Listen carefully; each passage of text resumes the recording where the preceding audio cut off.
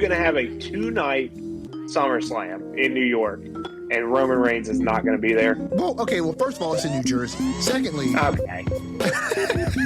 Okay. I definitely feel like this should have waited. I do too. You know what I mean? And that's why I forgot, because I'm like, why is this happening now? Honestly, I feel like it's happening now because of Evolution. I feel like they wanted to load this card up with matches. Welcome to the Lariat Lounge, everybody. This is the home of smart takes, hard hits, real talk. I'm your host, Everson Godfrey, co-host Andrew Skeens. Skeener, this is a big weekend. I didn't realize till like late last week that this weekend in WWE professional wrestling was going to be this big. We've got Evolution. We've got Saturday night's main event. We're not covering it, but we've got the Great American Bash on Saturday as well, too. It's a lot of wrestling, but more importantly, let's start with the right now. How you doing, brother? I am doing very well. How about you, man? We always talk about how I'm doing. How are you doing? I'm doing wonderful, man. I can't complain. Honestly, I wouldn't do a bunch of complaining even if I could. That's something that the old folks say. And now that I'm getting a little bit up there in my age, I get it more. I get it. Yeah, I get it a lot more now. So, I'm quick to regurgitate that now a whole lot. But what do you think about this weekend? We got a wrestling coming up, man. Man, we got two we'll call them two PLEs. I know we may not officially refer to Saturday night's main event as that, but two big events to watch, 2 nights in a row. I'm excited. There's some good stuff there, some stuff I'm looking forward to. Should be a nice weekend for all of us who love wrestling. Yeah, I kind of looked at the first couple Saturday night main events that they gave us as a PLE. And when I kind of look at it like now, it's like a random Saturday of wrestling. Like, it's special because we don't get them all the time. Like, we don't get them every week like we do Smackdown and Raw. But it's like a nice little treat of wrestling on a Saturday.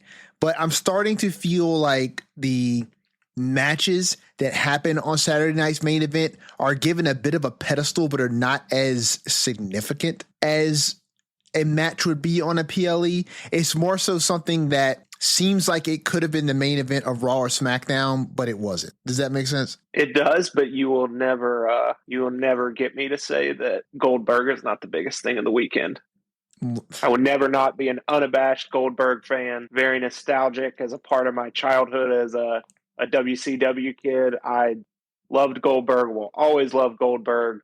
Excited to see him this weekend. Well, look, we'll get into what Goldberg. Last time. You know what? Honestly, I'll save it. Well, in fact, we'll get into the match card for Saturday night's main event first, because that seems to be at top of mind.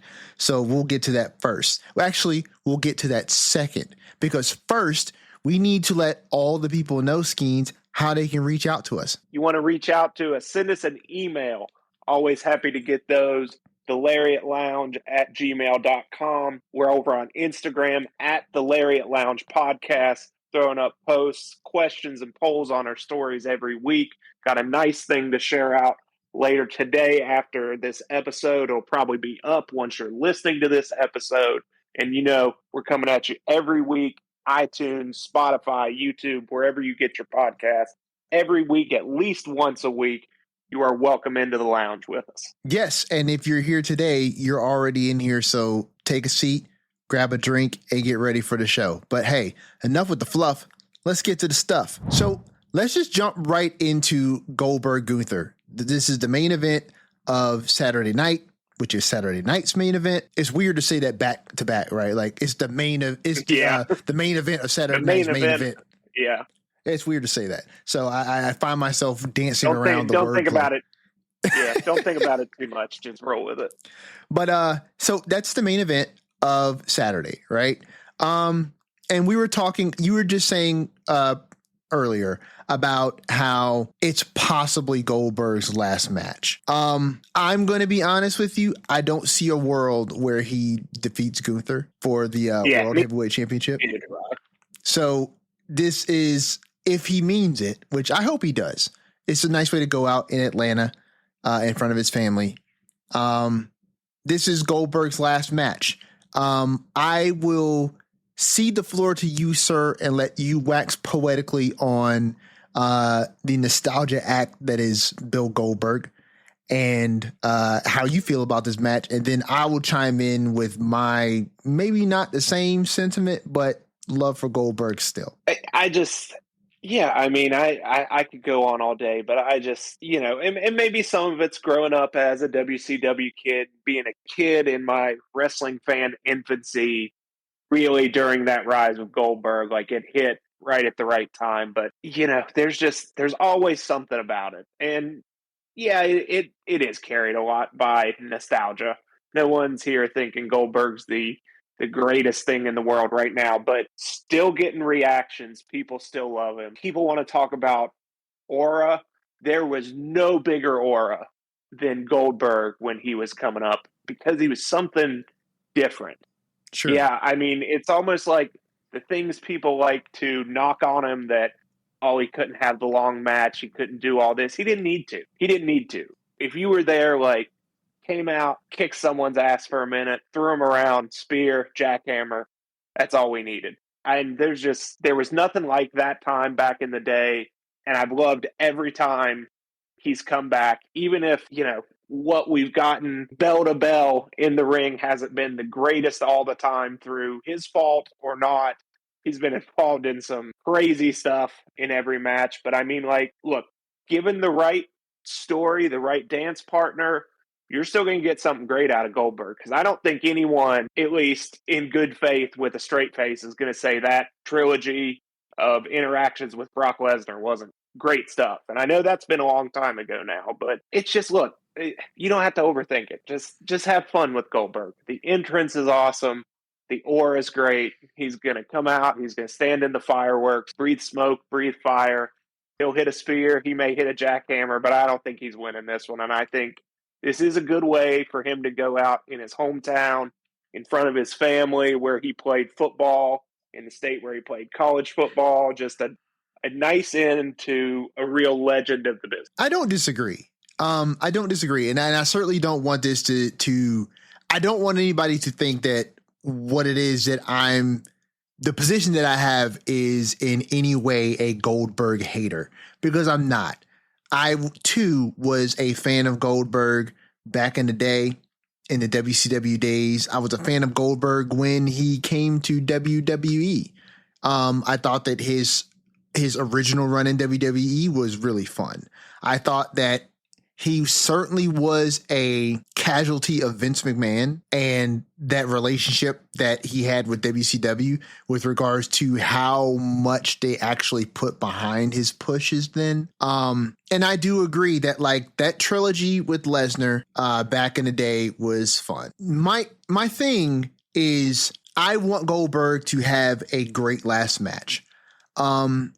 I think Gunther is a great person to do that. And I also think that if played the right way, you can send Goldberg out on his shield and elevate Gunther to Brock Lesnar status if you do this right. That to me is for sure. I think there's still not too many people that hold a kayfabe clean victory over Goldberg. I think it's still, I mean, I'm pretty sure we're definitely still under 10. Sure. And maybe like, I think I remember when it happened and, we had the COVID WrestleMania and Braun Strowman kind of subbed in for Roman late notice and got the win over him. I think I remember thinking like, okay, that's only the sixth, why can't I say that? Sixth person ever to get that clean kayfabe win over Goldberg. So it still means something, even if it's not what it once was. It's still something, I think. Well, and I think, and I see, I don't disagree with that, right? For me, I'm looking at it more so from the perspective, Skeener, of not like being a member of that small elite club to have beaten Goldberg the way that the small elite club of people who beat The Undertaker exist. Because I genuinely, personally do not feel like, nostalgia aside, Goldberg now holds the same aura that Undertaker did then when he was eating losses. particularly losses at WrestleMania. Let's be perfectly clear, right? We're talking about the Undertaker's streak at Mania. I don't think so.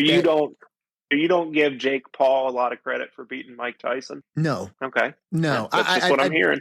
I don't. I don't because, one, correct me if I'm wrong, but I don't believe that went down to a decision, right? With Jake Paul and Tyson? Yeah, and Jake Paul could have knocked him out if he wanted to. But okay. Yeah. Okay, so I don't because, listen, Mike is not who he used to be, but he damn near died in training. I was just bringing it up as kind of a joke. Well, and here's the thing, though, right? I get the comparison, but when it comes to professional wrestling and versus like something like boxing, right? You have a real athletic competition that is happening in order to determine a winner based on the outcome of said athletic competition. And we know that it's different in professional wrestling. For sure. For Undertaker, it was the streak. It was an unprecedented thing, right? And he's an unprecedented character. I think Undertaker and Goldberg had way more similarities at a certain point in their careers, right? Where, at the time in WCW, Goldberg, there was never anyone, according to Bobby Heenan, that had a streak as long as Goldberg did. And then the first undefeated man in the history of our sport to win the world's heavyweight championship. Yes. So, as he so eloquently put it, probably a lie, but that's okay. But, it resonated the same, right? Because the point that was being made was that there was no one that had done what Goldberg had done. And so I get that. I think at some point there was more of a parallel between The Undertaker and his streak, Goldberg and his streak. I think, however, as time has passed, the way that WWE has utilized Goldberg has been fun, but at the very same time, sometimes for me, it kind of felt like in the late Vince McMahon era, he leaned too heavy into too many tropes too many times that, I don't know, it kind of made the mystique wear off for me a bit, right? I remember there was a period where after Vince was, excommunicated from, WWE, and after the allegations came up in the Janelle Reed lawsuit that included Brock Lesnar, and then Brock Lesnar disappeared from WWE, right? There was a period where after things had kind of simmered down with regards to what was happening in the forefront, right? Because that case is still ongoing. That people were saying, we would love to see Lesnar come back. And I was one of those people who was like, please don't. I want the floor to be open to new people. I can appreciate Brock Lesnar as much as anyone, right? But please do not bring Lesnar back to be some surprise opponent for the tribal chief when he was on his run. You know what I'm saying? We don't need him to come back and be the guy to take the belt off of Roman. We've been there before, and we've been there before with regards to bringing Lesnar back as the big surprise, here's the foil. And we didn't do that as much with Goldberg, but it started to become this thing where it's for me anyway, when I heard his music, it was awesome just to hear the music and to see Goldberg. But I don't want him taking up another marquee match. I enjoy. I get you. Yeah. You know what I mean? I enjoy thinking about the nostalgia, and sometimes for me anyway, some of the luster is lost when you keep coming back. I don't know what it is. Maybe it has something to do with the image that I had of Goldberg in my head. And then every time you come back, it adds another layer to that. And it's not the same as it was before. And I don't necessarily need to live in nostalgia, but if you're bringing him back as a nostalgia act, you're going to speak to those nostalgia feels that I've got. And sometimes for me, they're just not congruent. And sometimes I would just love for you to stay that diamond of nostalgia that you are, as opposed to coming back again and again and again. So if this is going to truly be his farewell match, his last match, what I would love to see, Skeeter, is for them to tell us a slightly different story with Goldberg. I don't want his last match to be the old school traditional way that a retiree who's a legend would come back. and bring him back into a match and let him, get a ton of offense in and all this stuff, but then he just loses and it's his last match, right? And he put some guy over, quote unquote. I would love for him to tell a different story with Goldberg. Let him get a few moves in, but then clearly show me the gap, right, between where Goldberg is now and where an athlete like Gunther is, and make it definitive. You know what I'm saying? Like, let him get his moves in, but then let Gunther chop the hell out of this dude, right? And drop him hard. And it's like, he's going to go out with the round of applause, A, because he's in Atlanta, B, because it's his last match, and C, because people love Goldberg, right? And we'll appreciate him and he'll get the thank you, Goldberg, you know what I'm saying? And all these things. And it'll be an incredible way for him to go out truly putting someone over. And you can put Gunther in a position, not just to be a part of an elite club that beat Goldberg, but like beat Goldberg. You know what I'm saying? And it's like no remorse for the fact that he's a 50-some-year-old dude, you know what I'm saying, who's a legend. Gunther put the brakes for to sure. him. They have a chance, as you're saying that, they do have a chance to do something different because, I mean, we were talking about, not many people have beaten Goldberg. I don't think anyone has really beaten a crap out of Goldberg. Right.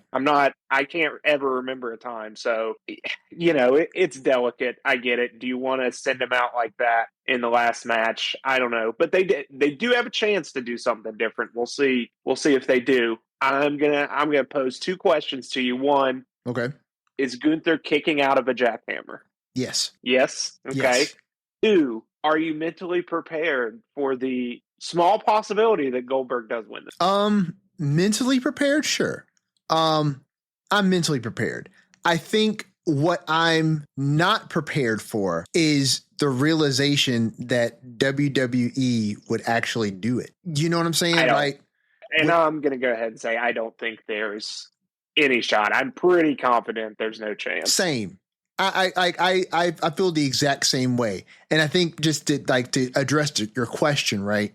The thing that would be the most unsettling for me is the fact that WWE, in the storytelling era that they're in right now, would totally just throw a monkey wrench in their storytelling that they're doing by putting the title on Goldberg just for the pop of Saturday night's main event. You know what I'm saying? Just to undermine this being his final match. Like, that's literally the selling point, you know what I'm saying, behind Saturday night's main event. And I don't really see what it does for Gunther, because he's just going to win it back, I don't know what, on Raw, and then you undermine Goldberg's last match with having another match on the following Raw where he's going to drop the title back.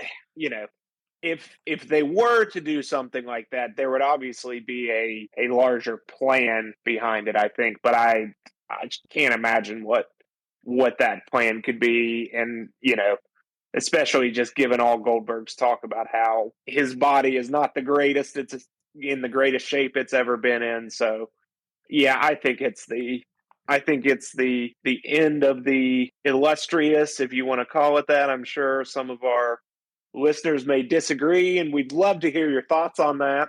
Absolutely. But end of what I'm going to call an illustrious, legendary career.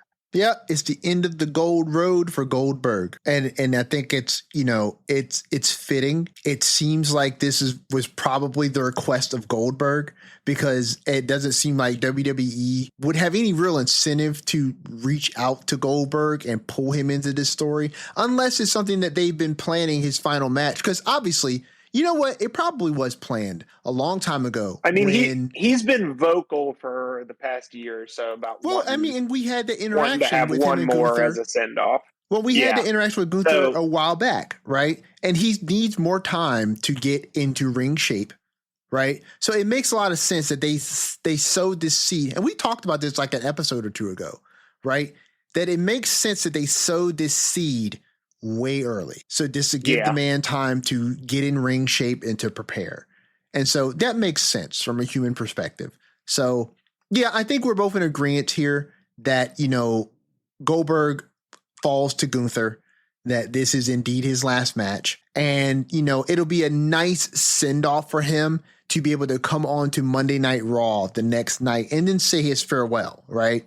And say his goodbye and all that good stuff and have the crowd really give him the send off that he deserves. And I think that's what would be honestly, to think of someone like Goldberg like a gladiator, right? That is the ultimate show of respect to a gladiator, as well as the way that historically gladiators would want to go out. They would want to go out on their shield, right? So you get in the ring and it's like, if you die in the arena, you die in the arena. And so I think it would be an awesome storytelling beat to the story of like the gladiator that is Goldberg, right? That you're not going to be disrespected. You're going to stand up for your family, even in the face of someone like Gunther, right? And I would love if WWE did it for him to get in the ring and like get his few moves in and then have Gunther destroy him. You know what I'm saying? Like really put Gunther over and let Gunther destroy Goldberg and pin him and it be definitive, right?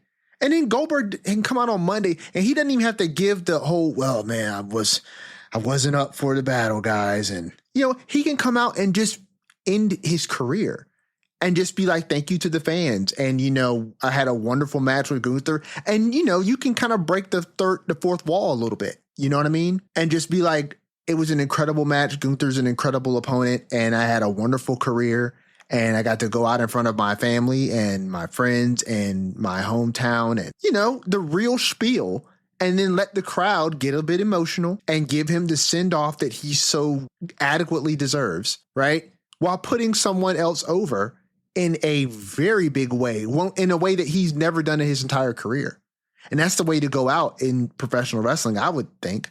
So that would be an awesome way for him to go, I believe. Yeah, I think he's done Saturday. I don't think there's anything that happens on Raw. I think he's done Saturday.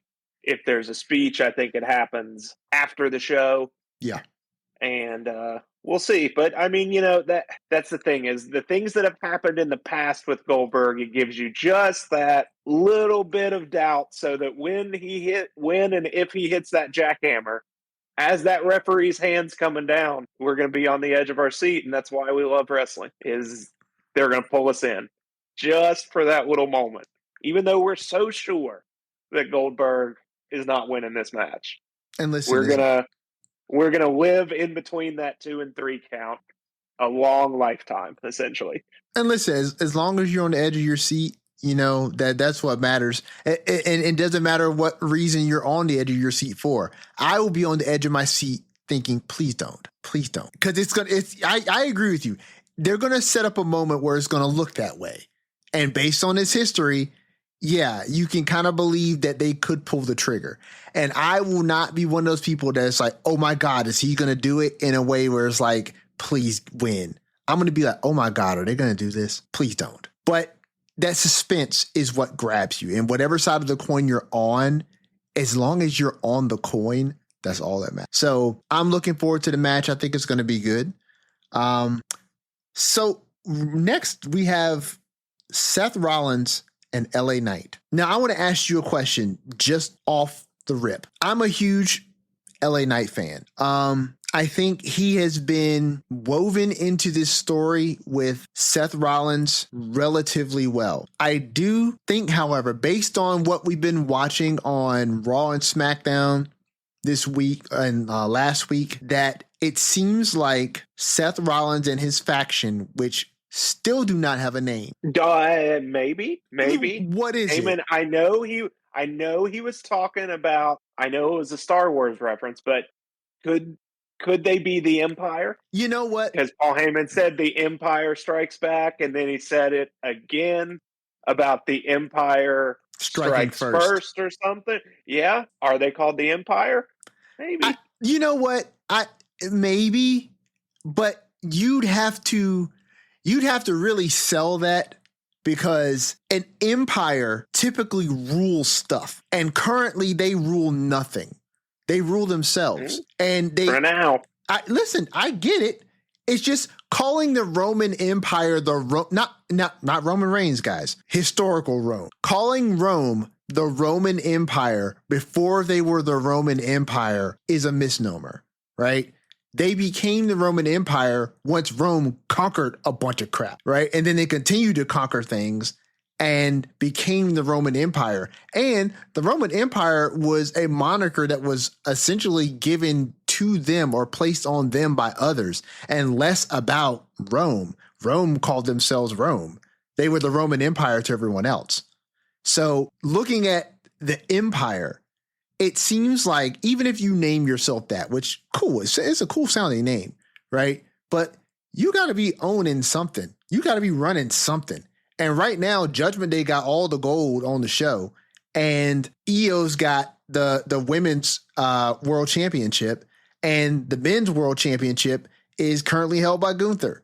So you guys genuinely don't own anything. So we'll see. I see what you're saying. I wouldn't mind it, and I think they made it clear on Monday that their quest is to kind of take out anyone they don't like. I mean, Seth's taking out Punk. You've got Braun Breaker destroying Sami Zayn. Right. And you got Bronson Reed not caring about winning the match, just wanting to take Jey Uso out. Right.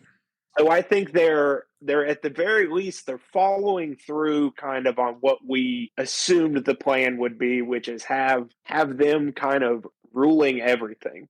And to get into that, I loved how they opened the show.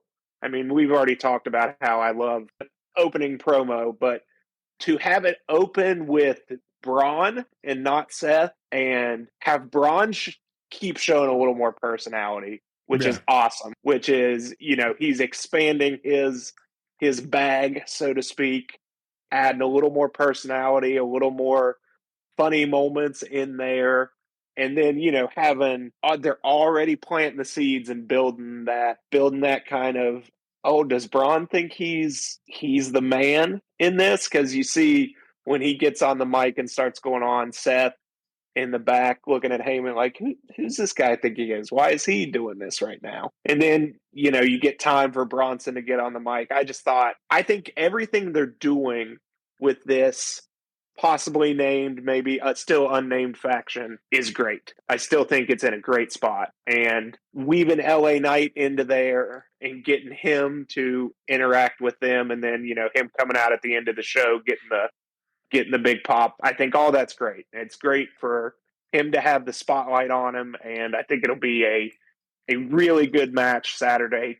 Don't think LA Knight's going to win, because, again, I think we still have to further that Seth in this faction is this dominant force. So, again, my thing will be outside of an OTC appearance or some big things by CM Punk. I don't see LA Knight winning this match, but we'll see. But I've enjoyed what's going on with it, and I'm enjoyed to see where it goes coming out of this. Well, see, now that gets to what it was I was going to ask you, right? We got a little ahead of it, right? But what I was going to ask you was, based on what we saw last week and this week with Seth's faction and how they have essentially eliminated the people who they were seeking to eliminate, right?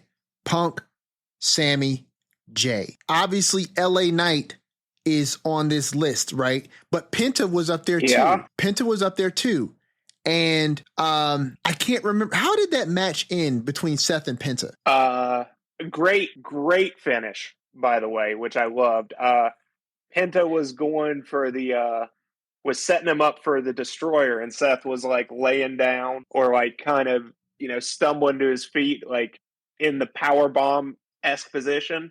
Yeah. I'm sure someone's done this, but I've never seen it. But Seth, like, instead of letting just Penta pick him up into the power bomb position, he really raised up really hard and essentially hit Penta in the old family jewels with like the back of his neck and upper back, and gave him a low blow that way. And he does his little cackle after, and then can stomp him and pin him after that. But I love that finish. Okay, so so Penta was going for the the Penta driver, or he was going for the Penta driver. I think it was a driver. Okay, because he had hit the Mexican destroyer. That was a wild looking Mexican destroyer too.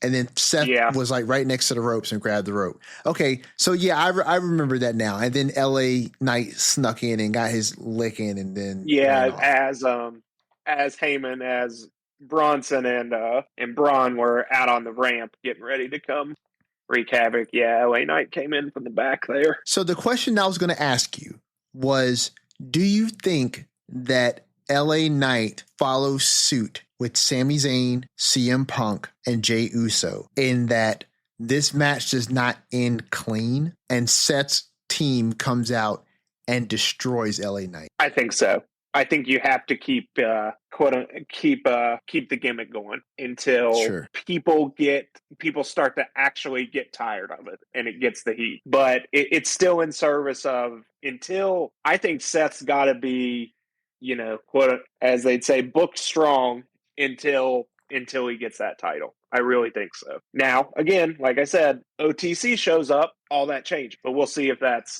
happens. I don't think that's happening Saturday, but with SummerSlam around the corner, I think it's happening sooner rather than later. So you think SummerSlam is going to have Roman versus Seth?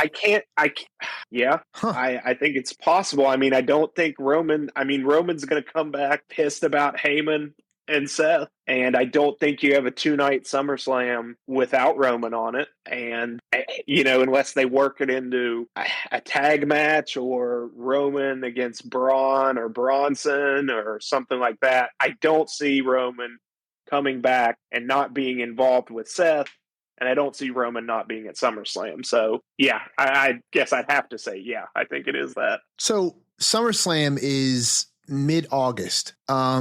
Yes, somewhere around there. So it's around mid-August. So that would give us a little over a month to build this match between Roman and Seth. I guess, so here's what I'm concerned about with Roman and Seth. And I could see a world where you do that, particularly because you're doing LA Knight and Seth now. And I believe, well, let's see, Saudi, we had Punk and Cena, but we haven't had Punk and Seth yet. Well, this time. We haven't had it post this. I don't know how long. Screw it. Just do the triple threat again. I'm fine with that. That'd be awesome. To do the triple threat between Punk, Seth, and Roman again? Yeah, run it back. Oh, no. Listen, I am all about great storytelling, okay? And I feel like if it were to fit the story, if the story was told the right way, maybe. I just would not want to do that match again, particularly if you're going to bring Roman back, right? If you're going to bring Roman back, which let me be clear, right? I totally understand from a real world perspective why Roman may take these long sabbaticals, right? It changes nothing, however, with the storytelling elements and how they end up playing out in a story. It seems like if you're going to bring Roman back, let's not retread the wheel with a story that we literally just told earlier this year at the last Big Four pay-per-view that we had, or PLE, sorry. If you're going to do that, let's do Roman and Seth one-on-one at the first 2-night SummerSlam, right? It's a big event. If you're going to bring Roman back, let's go ahead and go that route. If you're that's what I think's happening. But you brought up CM Punk, and I brought up CM Punk and if he's got to be involved with Seth, then I can see him doing it again. Well, it was good the first time. Well, now see, I didn't think that Roman was coming back. I'm not sure he's coming back. That's my opinion. There's nothing aside from some fleeting words about Roman from Paul in promos, and those were always prompted off of the fans calling out for OTC. So you could look into that if you wanted to, and I don't think there's anything wrong with doing that, but I also think there's nothing wrong with not looking into that, right? Unless you're just gonna, okay, so if we're blowing past LA Knight, right? Like let's just look real world. Are you gonna have a 2-night SummerSlam in New York and Roman Reigns is not gonna be there? Well, okay, first of all, it's in New Jersey. Secondly, okay. First of all, it's in New Jersey. Secondly, Roman might not want to go to New Jersey. I'm kidding, but so no, seriously, I don't know, man. I hear what you're saying. I hear what you're saying. How could you have a 2-night big event like this without Roman?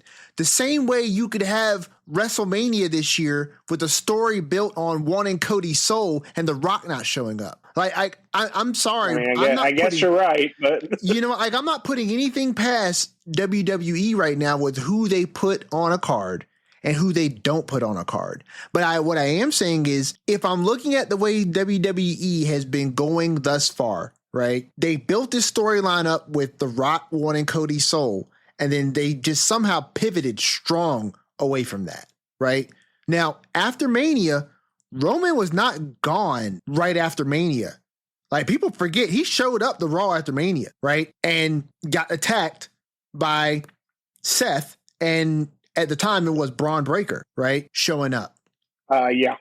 So he hasn't gotten more of a beatdown than anybody else has gotten a beatdown from Seth's faction. So, but I get from a realistic perspective why Roman probably takes these sabbaticals. But you could bring him back. I think the crowd would love it. I would love it. I'm just saying that if they did not bring Roman back, I wouldn't be shocked. This story hasn't revolved around Roman since they took him out. Now, he would be the last person, I guess, if you're really trying to, chalk this up to people who are directly tied to the people of Seth Rollins, Paul Heyman, CM Punk, Sami Zayn, Jey Uso. That whole group of people have kind of been tied around this Seth Rollins orbit ever since WrestleMania. So yeah, I could see that. I could see him coming back. I could also see him not coming back. But we'll have to see. I mean, it seems clear based on storytelling that LA Knight is not going to go over. He's not going to beat Seth. And honestly, I get it. It would make a lot of sense for him to beat Seth right now. Unless you balance Seth Rollins' L to LA Knight with a cash in. Interesting idea. Hadn't thought of it.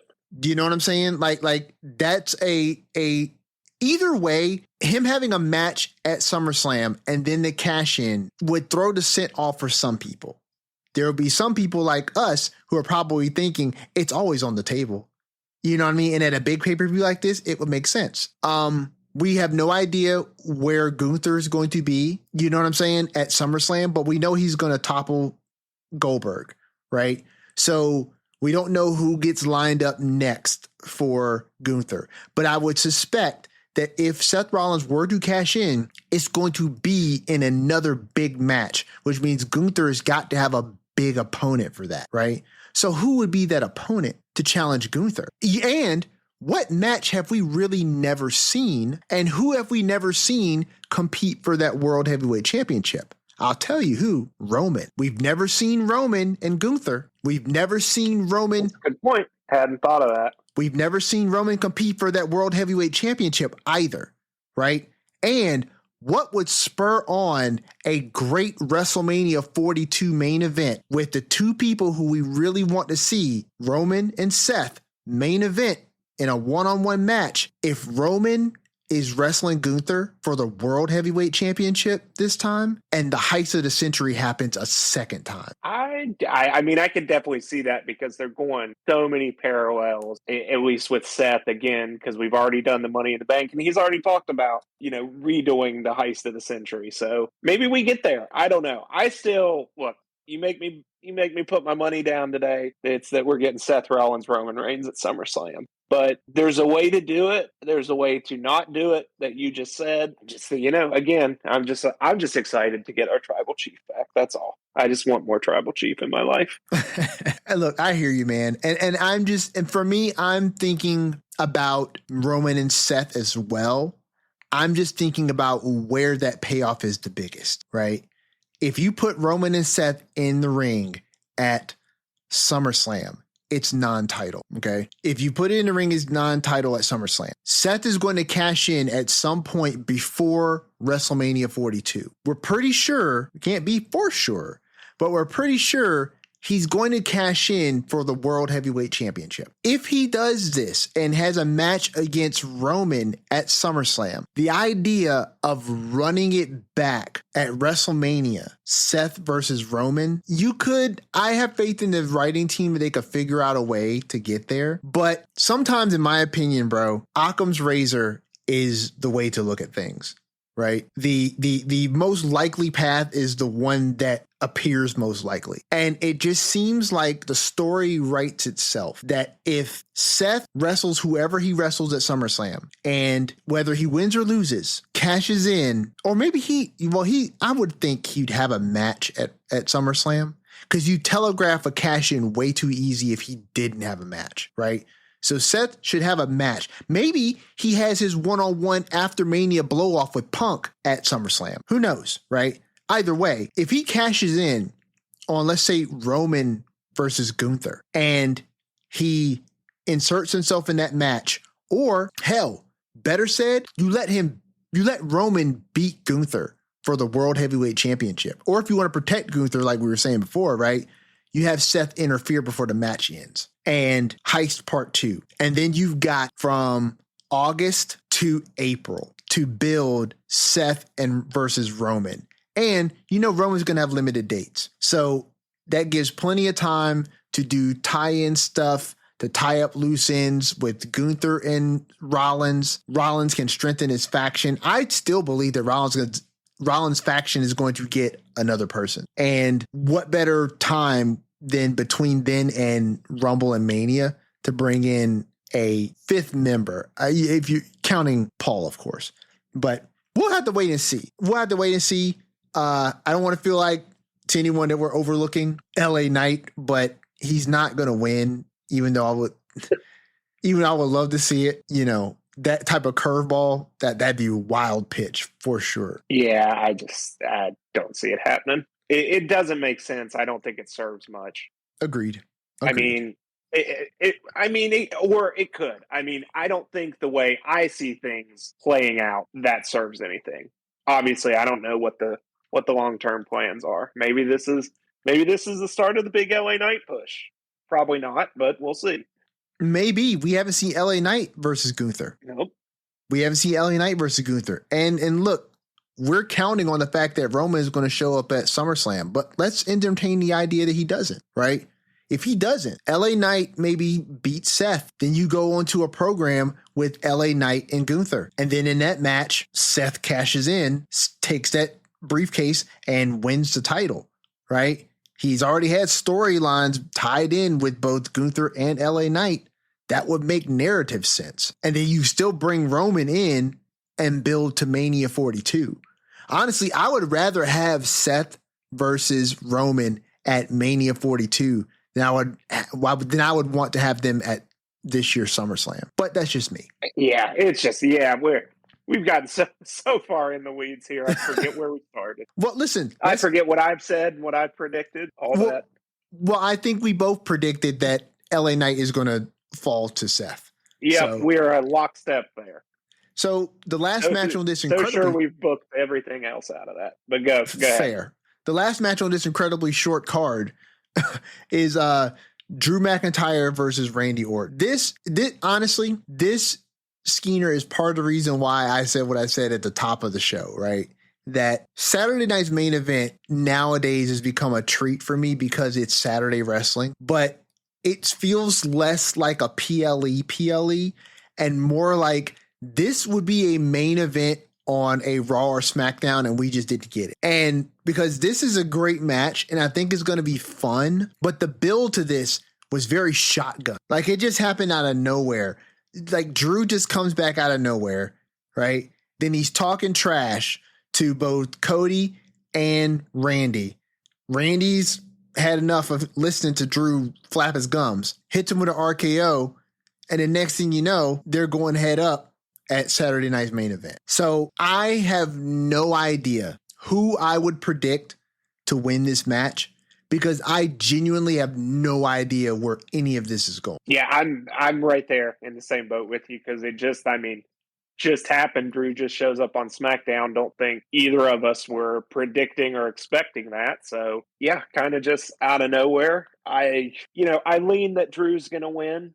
But then again, Randy just lost a big match, and I get it. Randy Orton is Randy Orton. Losing matches isn't going to hurt him at this point. But Randy Orton isn't Randy Orton if he loses every match. So, there's some intrigue here, and you're right. Like, I'm with you. I don't know where they're going, if this is a long-term thing. Does it involve Cody more because of our fantasy booked Randy Cody story? I don't know.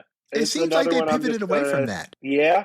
I'm just going to sit back and enjoy what should be a fantastic match with two of the best doing it today. And they're going to go at it. Two guys with really big and loud in a sense of how they come across, loud characters. Sure. And yeah, just going to enjoy it. Yeah. Happy to have Drew back. Yes. He's always great to have. It's going to be a great one match. Of the best parts every time he shows up. So it's going to be a great match. It's going to be a great match because the ingredients are great, right? So it's going to be great. I don't really like the way that they pivoted away from Cody and Randy. And I mean, they could always come back to it, but it just seemed like, based on what we were talking about in last episode, they had this narrative laid out perfect, right? And it's like they just kind of came in and Randy was just like, I couldn't pull the trigger, but you did. So do me a favor and make sure that you kick John Cena's ass and take the title. And I'm like, cool. I just wish that Randy didn't bow out. Like, you could have done something creative with that. And it seems like bringing in Drew seems like it's pretty much assured that they are stepping away from the idea of a spiteful Randy. You know what I'm saying? And a spiteful Randy going after Cody to build to some sort of larger angle. But I don't know. We'll see. So yeah, it's always, I think a lot of times, at least I talk myself into some good ideas I have that at least I think are good on the outside. Then I really want to see them happen. And then I kind of disappoint myself when they don't happen. But, again, I don't know everything that's going on. I don't know all the stories that need told that they're wanting to tell. So I'll trust that that's going to happen at a more appropriate time in the future. Because I still think you got to do Randy Cody. And then maybe it's just now's not the time. Yeah, I guess we'll just have to leave it. Or maybe it is. Or maybe it is. Maybe we get there still. Who knows? But maybe. Yeah, maybe we'll just have to wait and see. We'll have to wait and see. I mean, and honestly, that's Saturday night's main event. It's 3 matches. And I honestly thought they were going to do a little bit more. But when I was pulling at the match card and I saw somewhere that they had AJ Styles versus Dom listed. And then I see that too. I'd say, I think that may be official for there. I know Dom still had his doctor's note. Yeah, on Monday, but I don't know when they said he could return to work. That was a fantastic moment. I'm sure we'll talk about the Judgment Day, but Dom pulling out his doctor's note when AJ's creeping in the background. Yeah, because AJ delivered that cake to the clubhouse. Yeah, got him a get well soon cake and was creeping behind the that clothing a trunk or whatever we want to call it. Yeah. They have there. Look, I don't know when.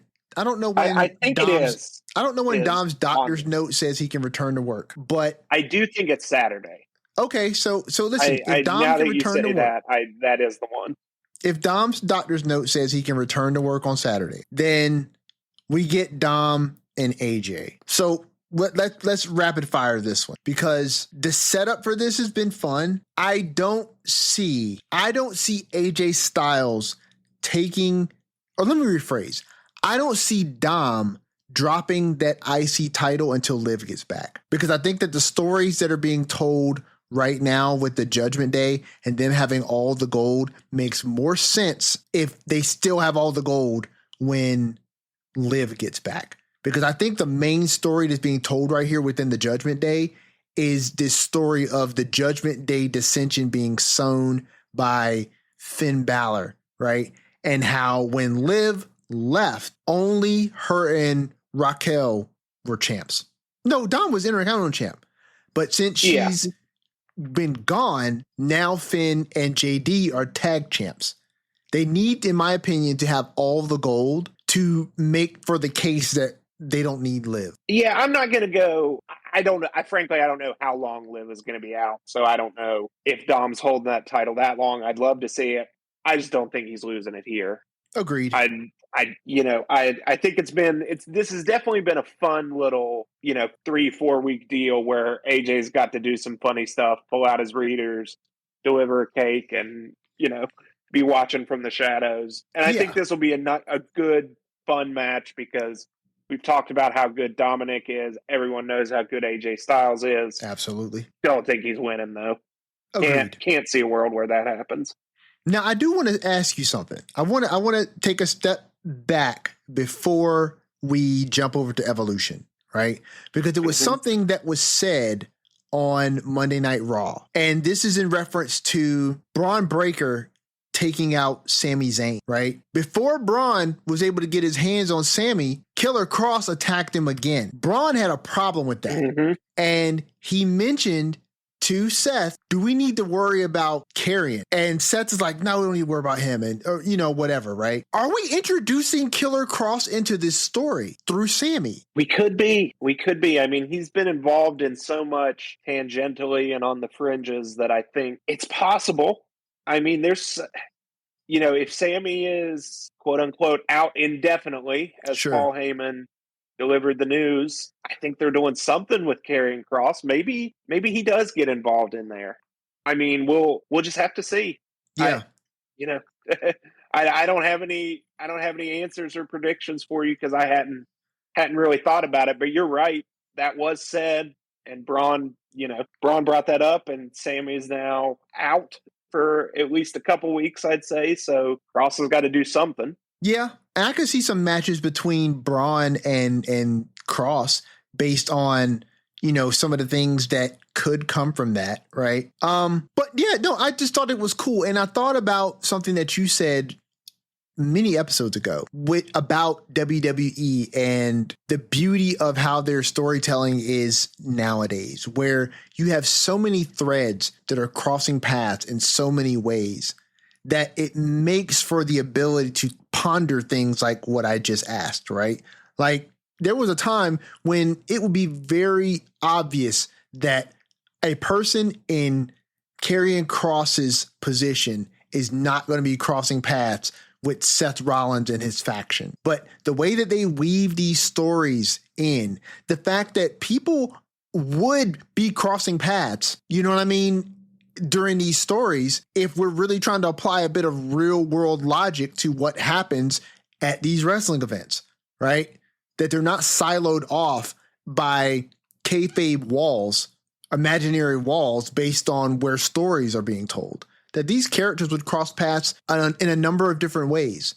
And so even if it is something that is so simple as mentioning the fact that Killer Kross softened up Sami before Breaker got to him, or if it turns into something where Breaker, as he's been displaying recently, right, is showing a bit more of this unhinged side of him that Rollins and his stable can't really control all the time. And maybe where Rollins is like, we don't have to worry about him. Breaker is like, nah, screw that. I don't like you. And you know what I'm saying? And then you get some further interactions. It's lovely that we're in an era where WWE is telling these stories where we can pontificate like this. You know what I'm saying? Yeah, no, you're exactly right. And they've done a really good job of, like you said, not siloing it, not blocking it off, that if you're in a storyline or you're in a story with this character, you're only going to interact with these few people and you're going to stay away from all these other people. Aside from the poor SmackDown tag team division. Oh God, yeah. They've done a good job of not, and that's been a plus because it gives us options to consider. It gives them options to go with. It freshens up the shows. Everything doesn't have to be, rematch after rematch because they can do this. So yeah, it's been a great plus. Yeah, and I'll say this, dude. It is genuinely sad sometimes to see how siloed the tag team division seem to be sometimes. Like they just seem to be a wholly separate part of programming that, if you're in a tag team, the only thing you're ever going to interact with is other tag teams. And it just makes for very unimaginative storytelling, even with some of the stuff that they're doing right now on the SmackDown division. But we called this before, right? When you put the Wyatt Six in a situation, and in a situation where it's like they're running roughshod through the entire tag team division, you literally have brought the entire tag team division together as like a coalition against the Wyatt Six. And it's like, I mean, does it really matter at this point right now that the Street Profits are the champions? Because they seem like they're the sideshow of the Wyatt Six story of the tag team division, and they're the champs. I struggle to even talk about it because I hate saying it, but I just don't care. And WWE is doing nothing to make me care. So agreed. I'm not, a lot of the times I feel bad doing that, but man, just give me a reason to care, and I'll care. Yeah. I promise. But I agree. It's gone exactly almost like we didn't want it to. In that, yes. Oh, the Wyatts are back. Now we've got to all team up and face them. Why? Yeah. Like what? Yeah. Why? It makes no sense. It makes no sense. And I agree with you wholeheartedly. And we'll move on. I agree with you wholeheartedly that give me a reason to care. And it bothers me a little bit, Skeens, because the Street Profits deserve better. For sure. They are doing absolutely great work. And, those other teams are working their butts off. Yeah. But it's just, they just deserve those are better. Those matches that they have are very good bell to bell. And I'm sure like when you're there at the show, that's an awesome thing to witness. But like on TV, like it just week after week, rinse and repeat. It's losing me. Yeah. It's not losing me. It's lost me, and it lost me a while ago, and it ain't getting me back if they don't change something. So I agree. We'll see. I agree. So let's move on to the other big PLE of the weekend.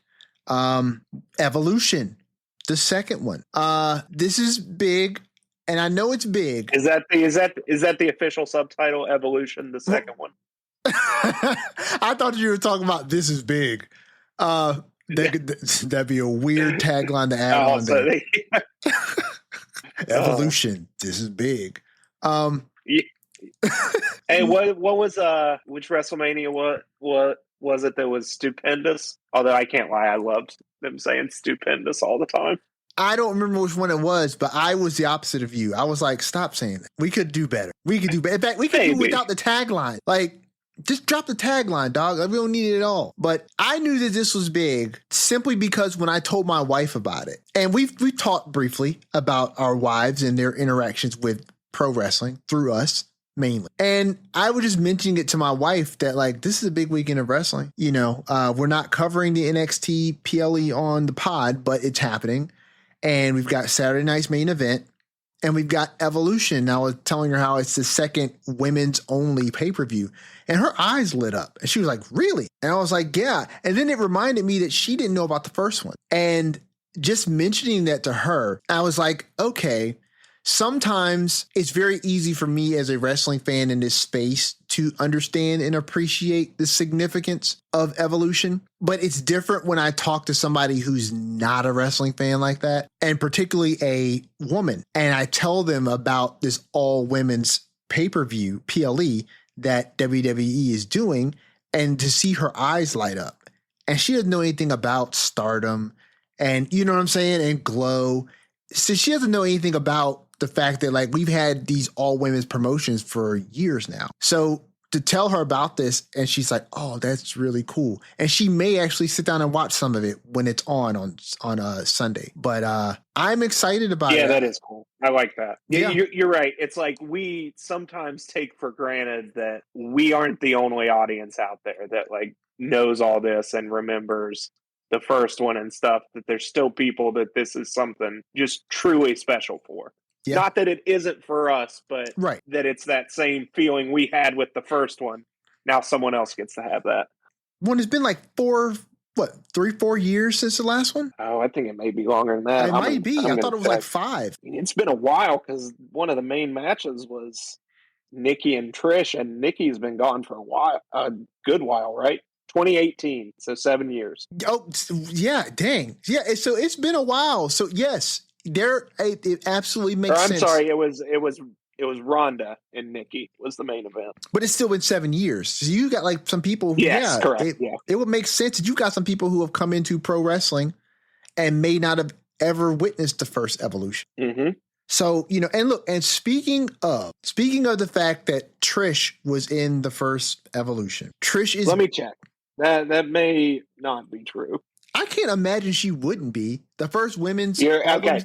Yeah, Trish and Lita defeated Mickie James and Alicia Fox. Okay. So in light of the fact that she was in the first women's Evolution, she's in this one, and she is going up against Tiffany Stratton for the WWE Women's Championship. This is absolutely, positively not what I was expecting. We've talked about what was coming out of Night of Champions at length, right? And all roads seem to point to Bianca Belair coming back. We got no Bianca. We got no mention of Bianca.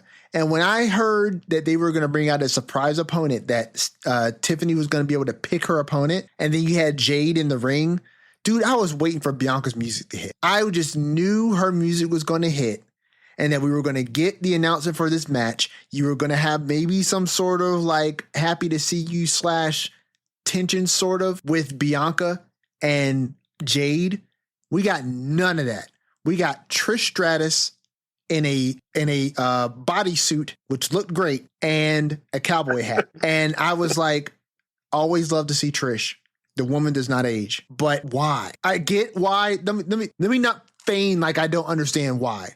This is Evolution. Trish Stratus belongs at this PLE. Understood. I guess maybe Bianca was not ready. Yeah, I mean, that would be my thing.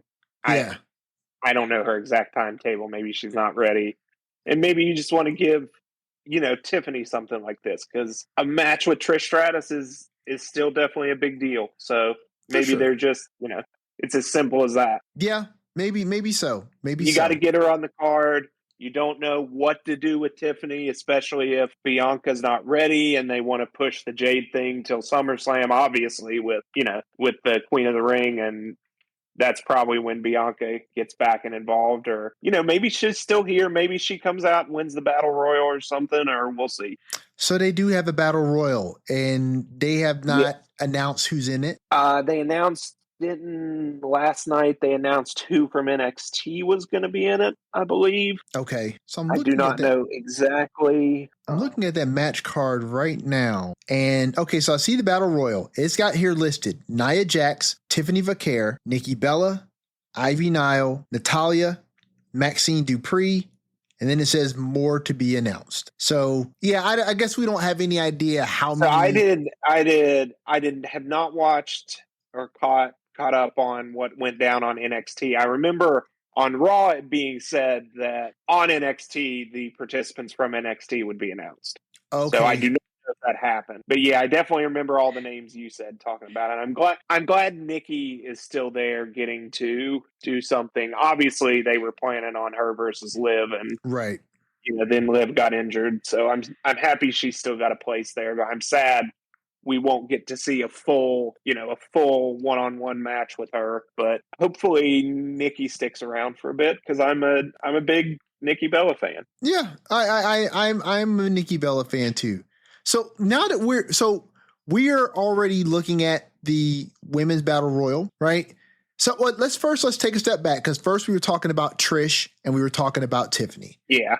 Who do you think wins that match between Tiffany Stratton and Trish Stratus? I mean, there can't be any. I have to be more sure of this than Goldberg losing, right? Sure. Like Trish isn't coming out and is not going to be women's champion right now. No, I just don't think she's not on this short of notice, with like this little build and involvement, more than, hey, I'm picking Trish Stratus because it's Evolution. I just don't see how that serves anything, anything that's being set up. Like, I just don't see it. I don't think it would make any sense. Yeah, and I don't think Trish is at that stage where she would want to do that. I think her Her appearances are going to be sporadic at best, and I don't see a little mini run here, but not saying she couldn't do it. I just don't think that's what's happening here. No, I agree. And honestly, I can't see Trish Stratus versus Jade Cargill at SummerSlam. Right. I don't see that. So yeah, I agree with you 1,000%. I think it is a great match for Evolution, but yeah, I don't see any other way out of this except for Tiffany Stratton to win. So we were talking about that, and then we kind of segued into the Women's Battle Royal. Now, the Women's Battle Royal, the winner gets a title shot at Clash in Paris. Nikki Bella has cut a promo talking about winning that Battle Royal and going on to challenge. Did she say what champion she wanted to challenge, or did she say she wanted a title shot at Clash in Paris? I don't really remember, to be honest. Okay, yeah, I don't remember if she said one way or the other. I don't remember exactly what she said either, but in light of the fact that I just remember her saying she wants to win. She's got the fire to get back in the ring. She wants to win the title shot at Clash in Paris. Yeah. I remember that was the gist of it. Well, I'm going to tell you right now, I don't know who the NXT talent is going to be that is going to join this Battle Royal, but I'm going to tell you who I think is going to win. I think it's got to be Stephanie Vaquer. I think she has had the type of year that would warrant that, particularly because in my mind, the other people who I think would be front runners to win that have other matches on the card, are not in the Battle Royal, or are already holding championship gold. And so right now, Stephanie Vaquer seems like the odds on favorite, in my opinion anyway. I don't think Nikki Bella needs to win this. And I think Stephanie Vaquer is so hot right now that giving her a title opportunity in Paris against a champion of her choosing, let's say it's a champion of her choosing, you're going to either have the winner of Io and Rhea, which we'll find out at Evolution, that's for the World Heavyweight Championship, or or Tiffany Stratton, because Tiffany Stratton is going to beat Jade Cargill. Not Jade Cargill. She's going to beat. Wait, is Clash at Paris after SummerSlam? Let me look, because that makes a world of a difference. Yes, Clash in Paris is August 31st. Okay. So if that's after SummerSlam, okay, yes, I have no idea. That'd be 4 weeks. Okay, 4 weeks after day 2. So that's a Clash in Paris will be a Sunday one. Okay, so see, we have no clue what the women's world championship title scene is going to look like, right? Correct.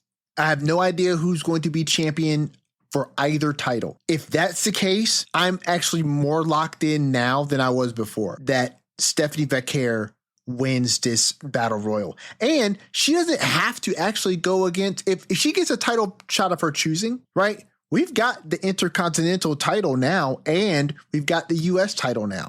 So she's got options. I think just based on the roster that's in this match right now, I think Stephanie is probably the odds on to win. What do you think? I would say she's the favorite. I think it goes her and then Nikki. And then honestly, beyond that, I would think Bianca, who may not even be in the match, would be the next favorite. So I think Stephanie Vaquer wins, and she takes out Nikki Bella, maybe gives her a little slap for calling her Stephanie Vaquer. But no, and Stephanie went on the Bellas, I think we'll call it a podcast, YouTube show, whatever. That was a really good interview they did with her. And I think those are your final two. I think, you should watch that and go check that out. Everyone should. I don't see anyone else making sense if they want this to mean something. Right. And obviously they do with a title shot on the line. I don't see who else in that field they would want to elevate like that right now. I agree. Right. And it's like the people who are not on this list are the NXT people. Right. So, and the only people I could think of that would be NXT folks that you would want to elevate or possibly want to elevate to that status are already in this multi-tag match. Right. You know what I mean? That's exactly my thoughts as well. And so it makes it, to me, the only sense that it makes is for it to either be Stephanie Vaquer or Nikki Bella. And I think if I was a betting man, which I'm not, but if I was, I'd put all my chips on Stephanie right now. I think it just makes the most sense. And Nikki Bella is not back for a long time, just a good time. And Evolution is going to be a good pay-per-view, and it's going to be nice to see her in the ring. But I think Stephanie is the future for the women's division. And so, might as well get the future started on Sunday. You know what I mean? Yeah, I'm hoping we get some, let's treat it a little bit like a Royal Rumble. I'd love some surprises from the past. Maybe we don't get that. Maybe we do. Hey, I would pop for some, though. I don't disagree. I think it would be nice to get some secret entrance. That would be nice. I agree with you. If we treat it more like a Royal Rumble, right? And obviously the difference between your Battle Royal and your Royal Rumble is the starting order for the participants. In a Royal Rumble, for people who may not know this, for a Royal Rumble, you get started with 2 performers in the ring, and then every 2 minutes, you get another entrant up to 30. In a Battle Royal, all of the participants start in the ring at the start of the match at the same time. And then the same rules apply for a Royal Rumble with a Battle Royal.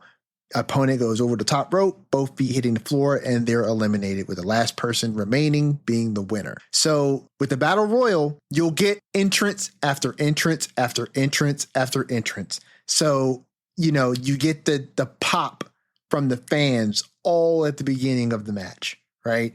And the match is going to start super duper chaotic with like 1,000 people in the ring at the same time. And it'll will down to the final 2. So I could see how that makes for a nice spot for nostalgia pops. I could see, based on company relations, it's possible we could see Mickie James. It's possible we could see Lita. Honestly, we could maybe see, what is her name? She comes back all the time. Well, not all the time. She comes back for these big events. She's from that era of women's wrestling that Mickey and Not giving me much to go on. I'm gonna go with Kelly Kelly. Okay, she could be one. And the person I'm thinking about, God, her name's right on the top of my tongue, the tip of my tongue. I believe recently she's been doing a lot of like mixed martial arts, like Gracie. Torres? Yes. Thank you. Is married to a Gracie. Okay. Yes. But or at least was at some time. I haven't kept on top. I remember seeing a few years ago that like she had been training pretty extensively in like Brazilian jiu-jitsu. Yeah, she was married to one of the Gracies. Yeah. So that makes sense. Yeah. So that's what I was thinking about. Thank you. I could Eve Torres. It was right there. I just couldn't pull it out. But yeah, it would be nice to see, some of these names come back. But I think the result should stay the same, that Stephanie Vaquer should walk away with that dub. So we also have, as we mentioned earlier, this huge, apropos for WWE, multi-women tag team match. We've got Raquel and Roxanne versus Alexa Bliss and Charlotte versus Solruka and Zarya versus the Kabuki Warriors. Yes. So, Skeener, this is why they brought Asuka back. Yeah. I'm happy to see him back, whether it's a permanent thing, one-time thing. I think I've mentioned this on the show before. I really love the Kabuki Warriors pairing. I thought they were doing a lot during some of those COVID Raws.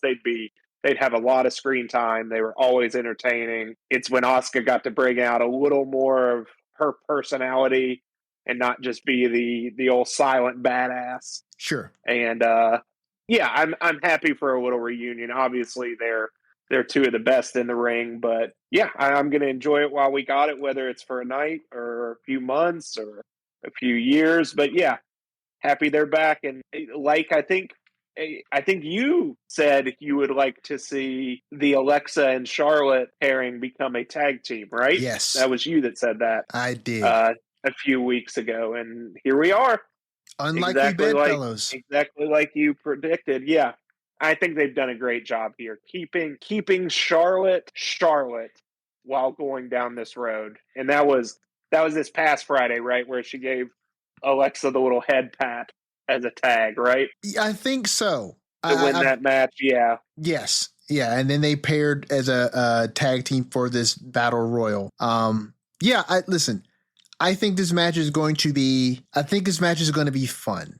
Now, I don't know what multi-person tag team rules they're going to go with, right?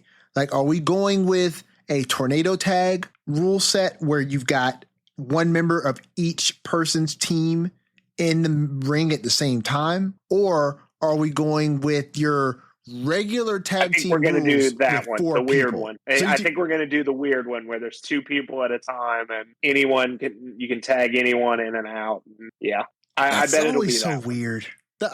That's always such a weird premise. It's a little strange, but I bet that's what they do. I don't disagree. We just haven't. It's been so long since we've seen a tornado tag that wasn't like a TLC or a ladder match. Yeah, dude, I miss tornado tags, man. I just remember how annoying they were in video games growing up. That's why someone always there messing up your pinfall. Dude, that's why I love you gotta throw a guy out of the ring before you can pin the other guy. That's the best part.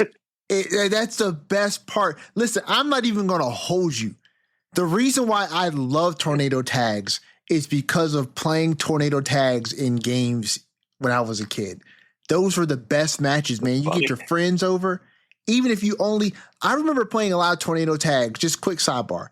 I remember playing tons of tornado tags on the Nintendo 64, playing like WCW NWO World Tour or WrestleMania 2000, right? And you had 4 controllers that you could hook up on the Nintendo 64, right? That was perfect for like a 4-team tornado tag because you only have one person on your team in at any given time. Those matches, dude, when you have 4 friends, those matches would last forever, and those were the best ones. So here may be our point of contention. Okay. For the most part, I grew up pretty much as an only child. I've got 2 half sisters that are got at least 12-year age difference. Sure. So, even though they grew, they had their wrestling phases. It's not like we were ever growing up playing that era of games together. Definitely not in 64. So, and then I lived far away from my friends. I went to school kind of like out of district. My mom got me into the better schools, even though we didn't live around there. Thank you, Mom. I appreciate that. I know you're probably listening. But yeah, so when I went home, I didn't have kids in the neighborhood or siblings to play with. So I'm playing tornado tag against the AI. And that's a whole different, that's not as fun. I'll just tell you. So that's why I hated them in the games. I could see you get a bunch of friends over and play it.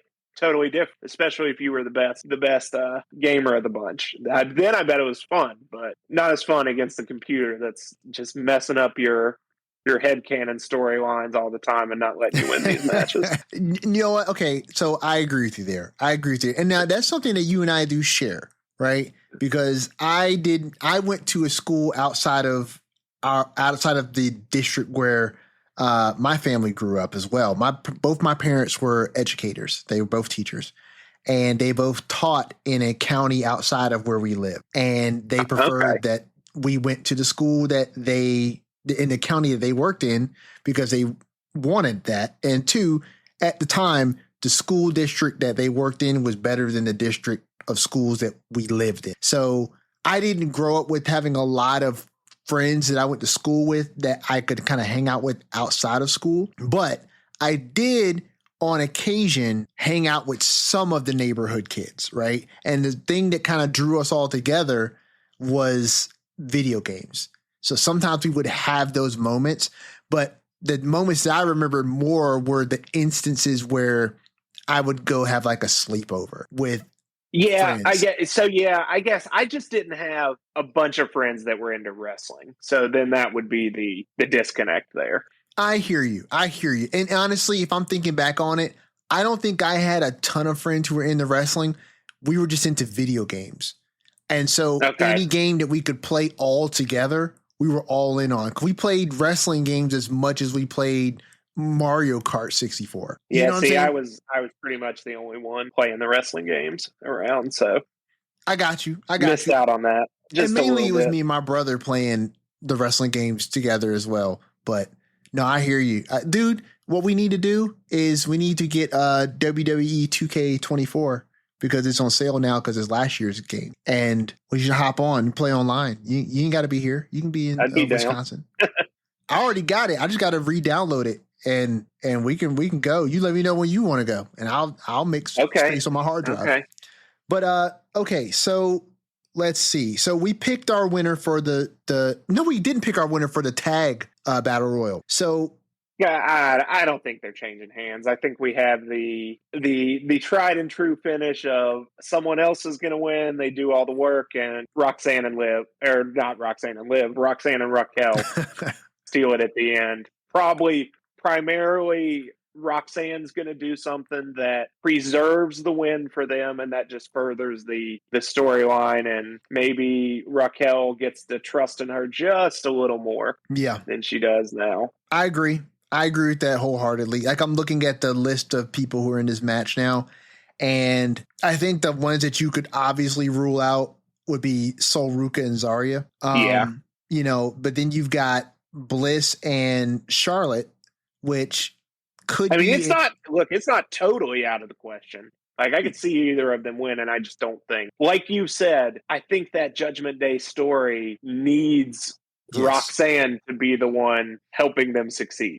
Right. I totally agree. I think that it serves their story better overall if Roxanne helps them to retain those championships.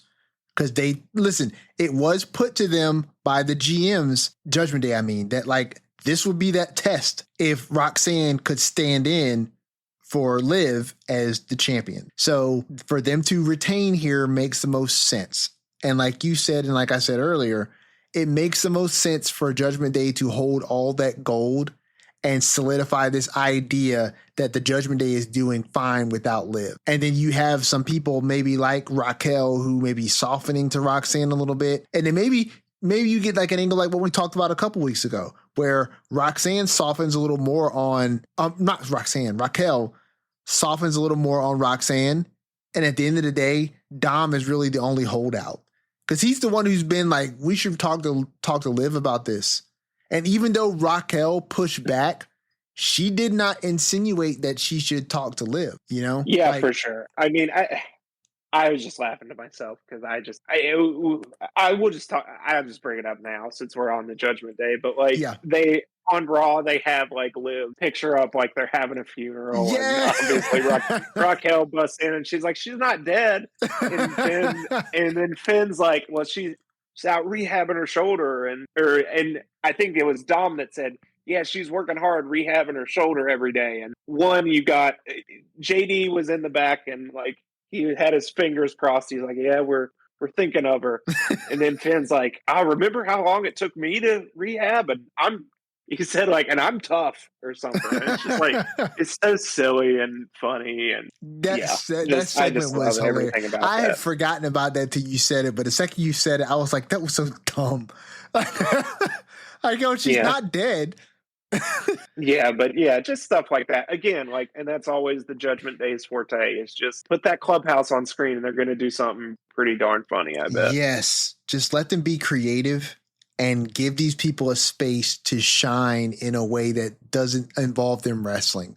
And then let their wrestling speak for itself when it gets in the ring. It gives them layers. It gives them depth. And, that is what we always love here in the Lariat Lounge is when characters get character developed. That is always makes for the best stories when your characters matter. So that segment was awesome. And I agree. I think that Raquel and Roxanne keep these titles. And when I was looking at it again and I noticed that it said women's tag championship match, then I was like, okay, yeah, I don't think they're dropping it here.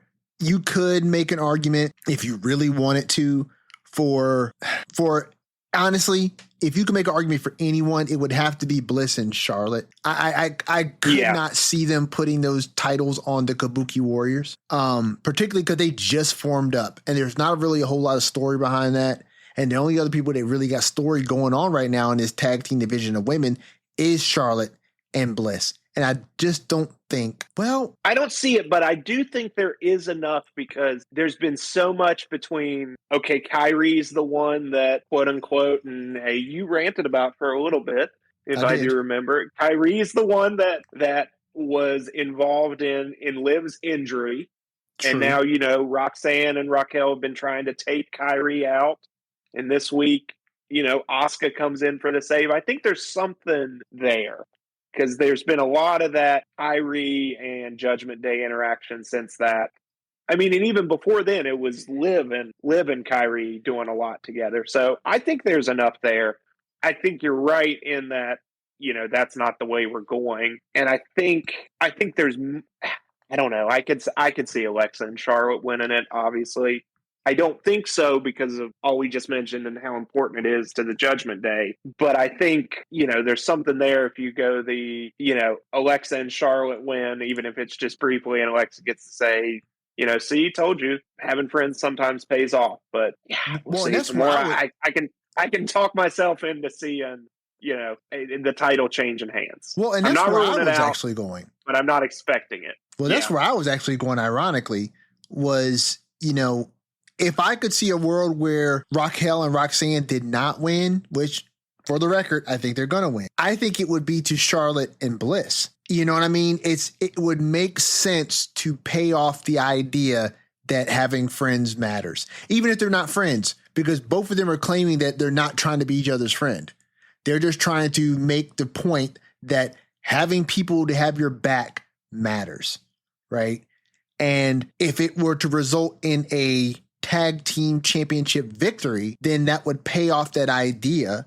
And then you could maybe segue that into something, with Charlotte and Bliss moving forward with other tag teams. I just think that for the good that it could do to that story could also be served just as well if they form this coalition and then they lose. You know what I mean? Because then there's still an angle you can play there between Charlotte and Bliss where it's like, Charlotte's like, I told you this was not going to work. And you forced this on me and now I've lost again. And you can run with that. And like we said before, ad nauseum, the Judgment Day with all the gold just serves for this long-running story of the Judgment Day breaking up that has been happening for what feels like a year now. So, yeah, it just the titles right now seem too integral. Man, I'm struggling with words today. to that story.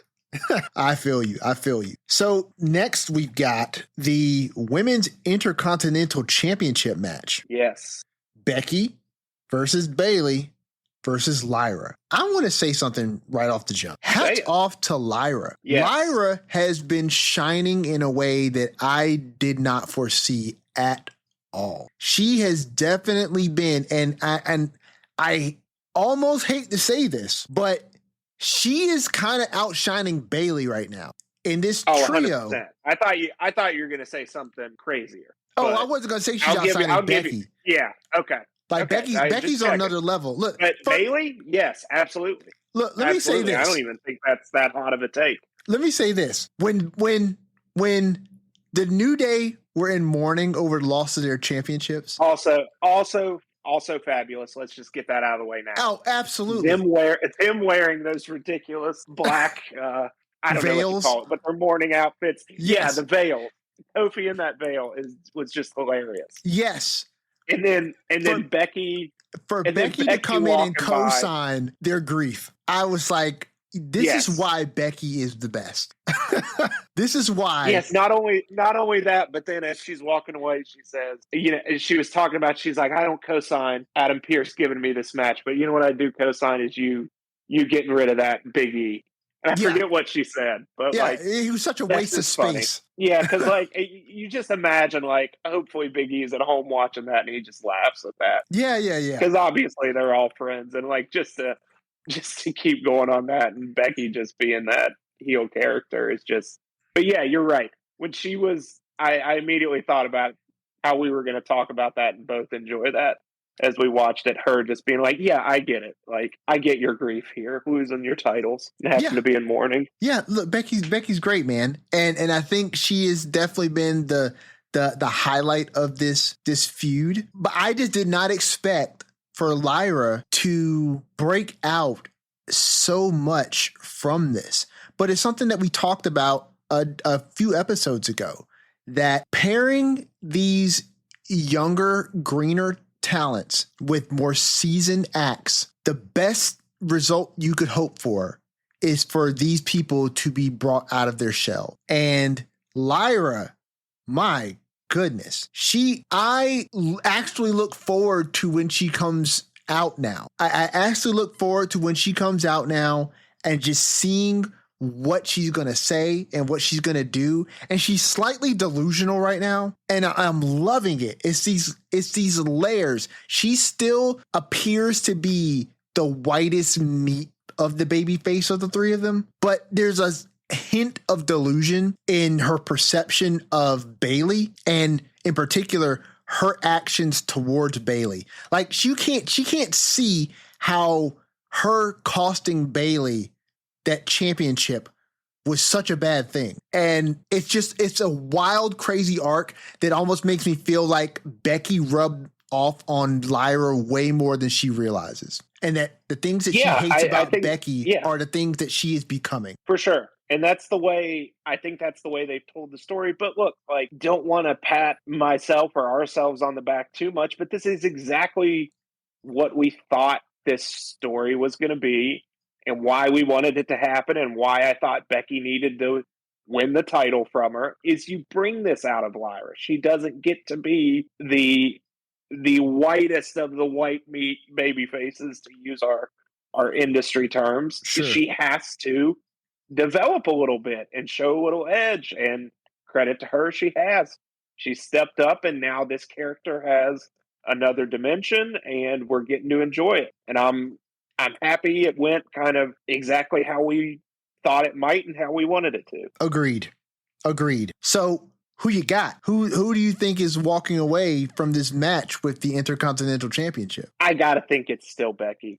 Nothing leads me to believe this is done yet. And I think that Becky has that title until it's done and we're ready to give the crowning moment to either Lyra or Bayley. And to me, I don't know if enough has happened yet. I think we're going to get Becky's going to escape out the back door of the match while Lyra and Bayley get distracted with their newfound hatred of each other and forget about the grand prize that's on the line here. At least that's what it seems to me they're telling, because that's kind of what they led into on Monday, or at least what we saw play out on Monday. Yeah, I could see that. And that seems like the right story to tell here. And honestly, just if I'm gonna be real, to me it kind of sucks in a way, because I don't like the fact sometimes that Bayley always seems to fall to the back of her own stories. And I don't know if it's one of those situations where Bayley as a character nowadays is way better of a heel than she is a face. But for some reason, Bayley in the ring with Becky, when it was just Bayley and Becky before Lyra came back into this story, seemed like she was getting a bit outclassed by Becky. And that's honestly understood, because Becky's Becky, right? But it still put the focus squarely on Bayley and Becky, because that's who the feud is in between, right? But then when Lyra comes back into the picture, it's one of those things where, yes, we could see the growth that Lyra was having when it was this one-on-one feud between her and Becky, right? Becky's bringing Lyra out of her shell. It wasn't until you get the interaction, however, between Bayley, Becky, and Lyra that you see just how far Lyra has come. Because I could see the maturation of Lyra in the interactions between her and Bayley after the feud between Lyra and Becky. You could see that growth. But when they were all three in the ring together, I was clearly seeing these instances where it seemed like Bayley is in the back right now. How did this happen? And it sucks a little bit because this happens to Bayley a lot. And it's not, sometimes I don't believe it's Bayley's fault because Bayley is good at all the things that she does. I just wonder sometimes if the fans connect with Bayley the way that they do with other talent. I think they connect with Bayley in the way that they do connect with Bayley. I don't think that she has a lack of connection with the fans. I just think that that connection with the fans is somehow different. And I can't quite put my finger on it, but when she gets into these situations with other talent, it seems like she's oftentimes playing second fiddle to them. And then you put a third person in the mix, she becomes third. And the fact that Lyra is so new on the main event scene, and we saw where she was prior to her interaction with Beck, right? For her to have leveled up so quickly, to then be in the ring with the three of them and seemingly outshining Bayley, that's wild. Yeah, I mean, look, I'm going to try to be careful with the way I say it because I don't want it construed in a bad way. But if it keeps happening, maybe it is what it is. We all, we love Bayley. It's not that Bayley's not great, but sometimes there's levels to it, and you are what you are. And I think she found that niche with Damage Control where she was a heel and got that character over. And ever since she came out of that, it just hasn't, the new face Bayley hasn't hit the same way for seemingly a majority of the crowd for whatever reason. Yeah. It just hasn't. And that's, not because she's not really good at what she does, but like sometimes it's just the way it is. I can't make myself think of this in a way different than I do. But she seemed very much third in the pecking order, especially Monday. I agree.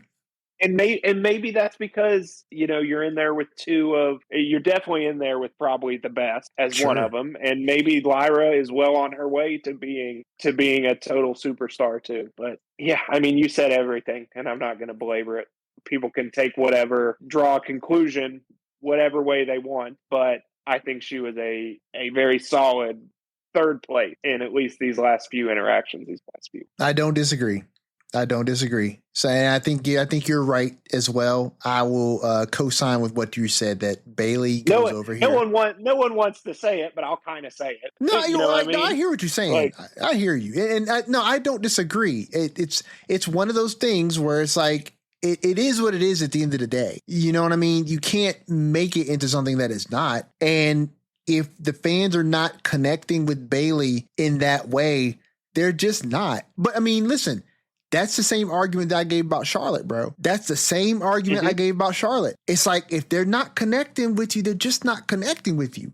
Like, it is what it is. At least some people viscerally hate Charlotte. At least there's a section that absolutely are going to hate Charlotte and react to her that way. I don't think, Bayley has that anymore on either side of the spectrum, really.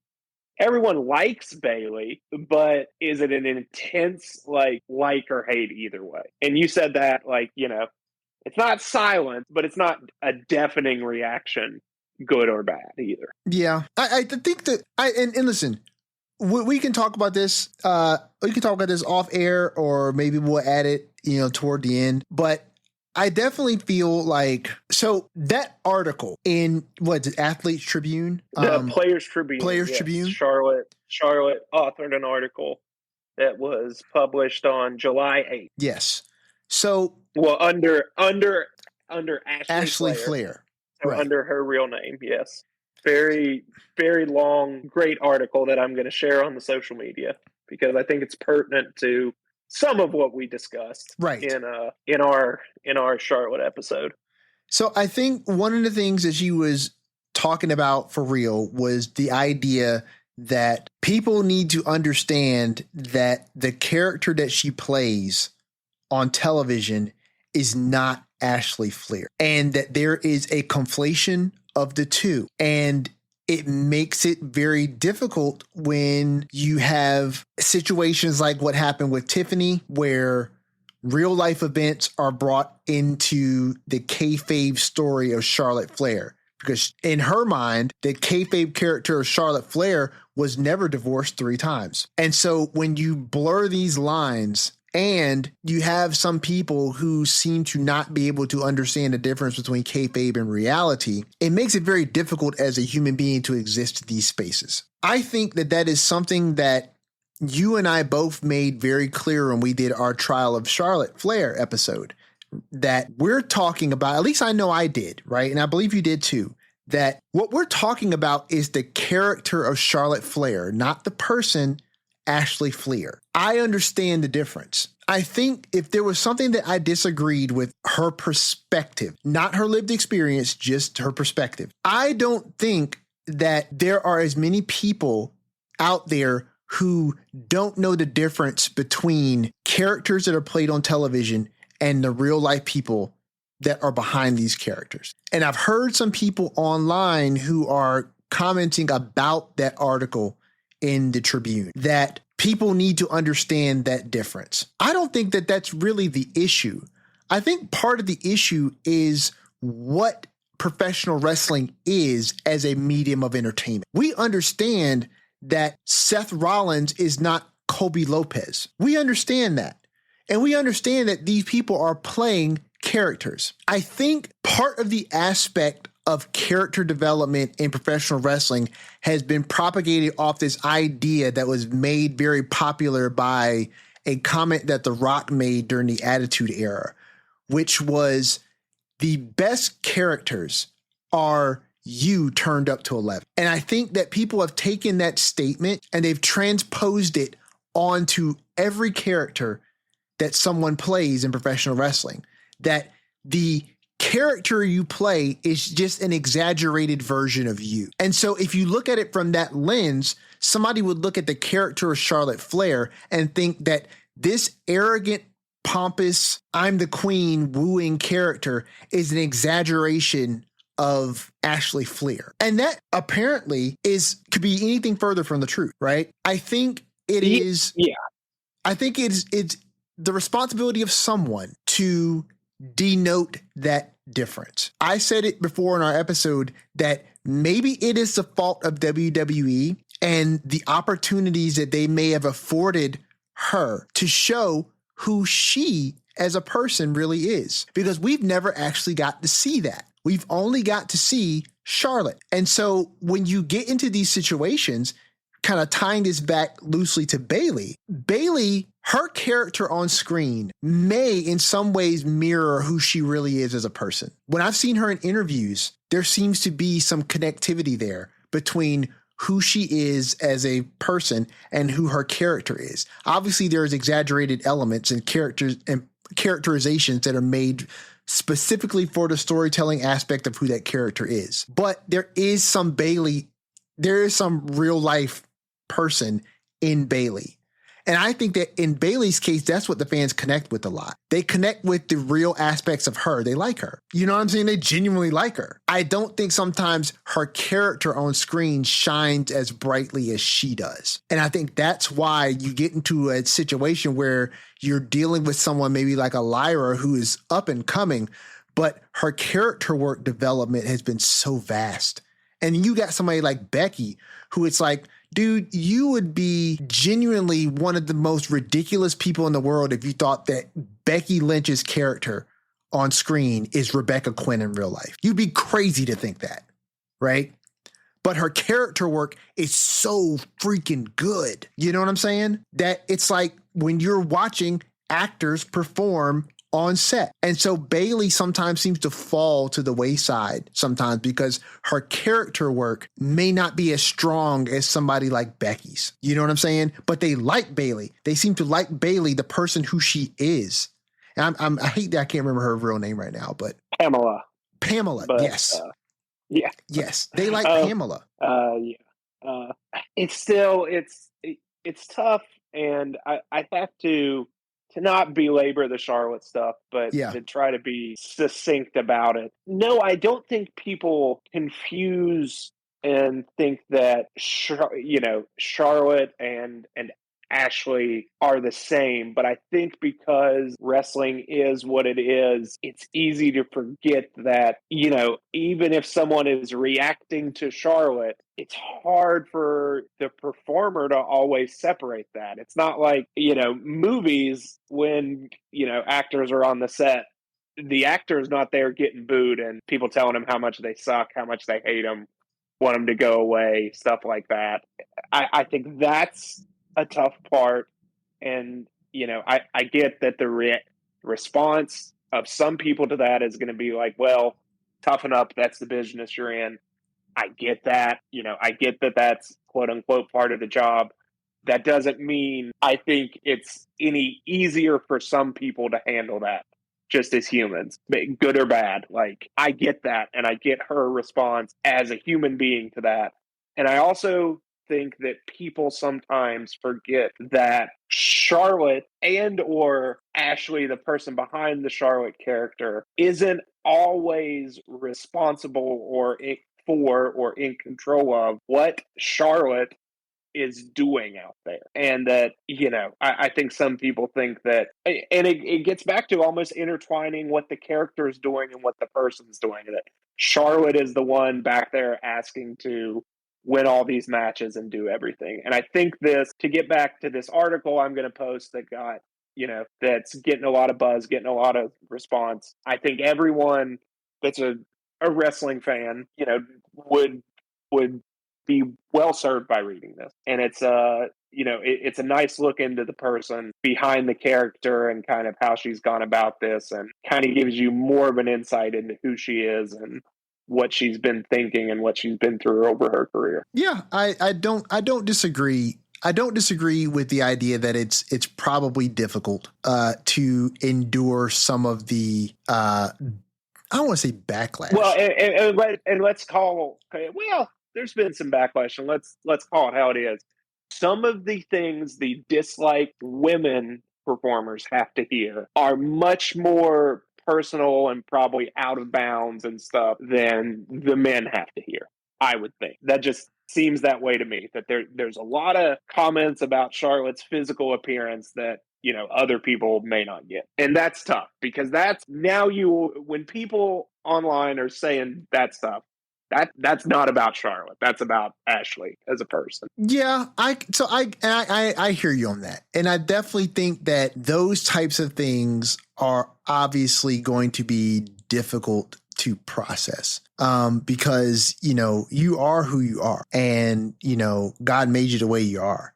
And there's not a whole lot that you're going to be able to do anything about some of the criticisms that people have for you. And I get it. That stuff can hurt. That stuff can hurt. And I also feel like those things are generally, they should be out of bounds, at least from the standpoint of being a decent human being. Right. And I think it speaks more to, and that's, again, we talked about it. That's what makes it tough to have these discussions, because as much like, good, well-founded, unobjectionable criticism that there can be, there's always going to be so much that's of the noise that is just ignorant garbage that it's hard to separate the two. And I'm sure when you're the person receiving it, it's even harder because it's all going to be loud to you. I agree with that. And I think that the responsibility of separating those things is not on the person who's receiving the criticism. I think the responsibility of separating those things are the people who would make the criticism, right? That's the hard work that you have to do. Just because it's hard doesn't mean that you shouldn't do it or that you shouldn't have to do it, right? So for me, the idea that it's hard to separate those two, putting the onus on the people who are making the criticisms, when I say that, or when I say this, I mean it. It's hard. Deal with it. Do it. You've got to do it. You've got to figure out how to be better humans, right? And separate those two things. And I get it. It's going to be hard for the person who's hearing it to do that. You know what I'm saying? I understand that. I just think that when I speak on these things, I try to speak on them from a very logical and rational standpoint that understands as many sides as possible, not necessarily saying that I have to agree with them all. But if I'm trying to get a well-rounded picture of something, then I have to see all the angles. And, when it comes to Charlotte and the character, I think that character is built to be hated. I think when it comes to Ashley Fleer, I think that if you're looking for a solution in order to fix this, right? If you were talking to anybody who had works in like public relations, they would tell you that what you need to do is balance your image. Balance your image against the things you can't change. So people are going to have a perception of you based on who your character is, which, like it or not, like you said, she may not have the latitude to say what she wants to do, right? Or change how her character is portrayed. Or maybe she's not even caring about changing how her character is portrayed, because a lot of the issues seem to be how they're impacting her personally, right? So if you were talking to a PR rep, balance that image against the things you can't change. Let's see more of this person that is you, right? And to bring it back around, I think we can both agree that we like what's going on with the Charlotte character now, and that we're doing something different, at least different than what we've seen with this Alexa stuff. And I think they're gonna, this Players Tribune thing, I would be shocked if they don't reference it on SmackDown on Friday, because it's gotten so much coverage. And I think this is probably not the right term, but I think we're going to see a more humanizing look at the Charlotte character as we go down this road with Alexa. At least that's what I think. That's what I prefer. That's what I want to do. But we'll see. I think I would have to vehemently disagree. I think that what they're going to, I think that they're not going to mention it at all. And I think if they mention it, I think they will mention it as like this great article, about Charlotte or whatever. But I don't think that they're going to weave this into any type of story that they tell. And if I'm being honest, I think that that's better for Ashley. I think it's better for Ashley. I think the problem right now is that there isn't a delineation between Ashley and Charlotte. To bring this into programming is just meshing these two separate sides together again.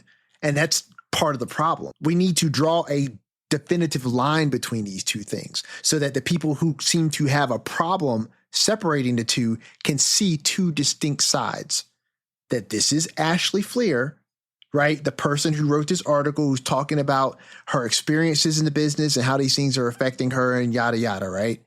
And the character of Charlotte, who is the queen and doesn't need friends. And you know what I'm saying? Like, let's draw a stark contrast between these two things, because apparently there are a lot of people out there who have really bad takes because they apparently can't seem to acknowledge these two things. So you force them to see it, right? If I was a PR person, I'd be like, yo, you doing this article is great. This is how you balance the things you can't change, which is your character, because you don't have control creatively over your character, right? But you have control over who you are. So you balance these two sides of the scale, right? With your real self versus your character. I wouldn't put them together.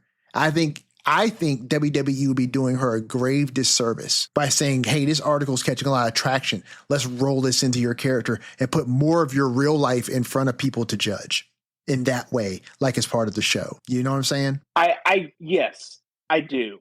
And just to be clear, I wouldn't necessarily say, I throw this and use anything that she's talked about in there. Sure. In the story. But I think they're going to reference it. I think you're going to see something like, hey, go check out this great article that was written by Charlotte. I don't disagree with think that. We're going to push it more to, I think now that we've got this tag team, I think this is slow burn, try again to get Charlotte to be a babyface. And we'll see if it works. We shall see. Might not. We shall see. We've got one more Evolution match to talk about. Actually, you've got two. Do we? Yes. Oh, do we? What am I forgetting? We have two. So you are missing the NXT Women's Championship match. No, Jordan that's Grace, the one I was remembering. and I forgot Jane. we haven't talked about Rhea and Io yet. And, let's take and we haven't talked about Jade and Naomi either. Oh wow, we've got a long time and talked about nothing we needed to. Yeah, so let's rapid fire these things. So let's start with Jade and Naomi. So I think Jade and Naomi, obviously there's a lot of story built in here. I definitely feel like this should have waited. I do too. You know what I mean? And that's why I forgot, because I'm like, why is this happening now? Honestly, I feel like it's happening now because of Evolution. I feel like they wanted to load this card up with matches, and so they shotgun this. And I feel like this definitely should have waited. But I'm also thinking too, if Bianca is not ready, you do this match here, right? Honestly, I have no idea who should win this. I would assume you go Jade because she needs to look strong going into her championship match at SummerSlam, right? And Naomi's got the briefcase, right?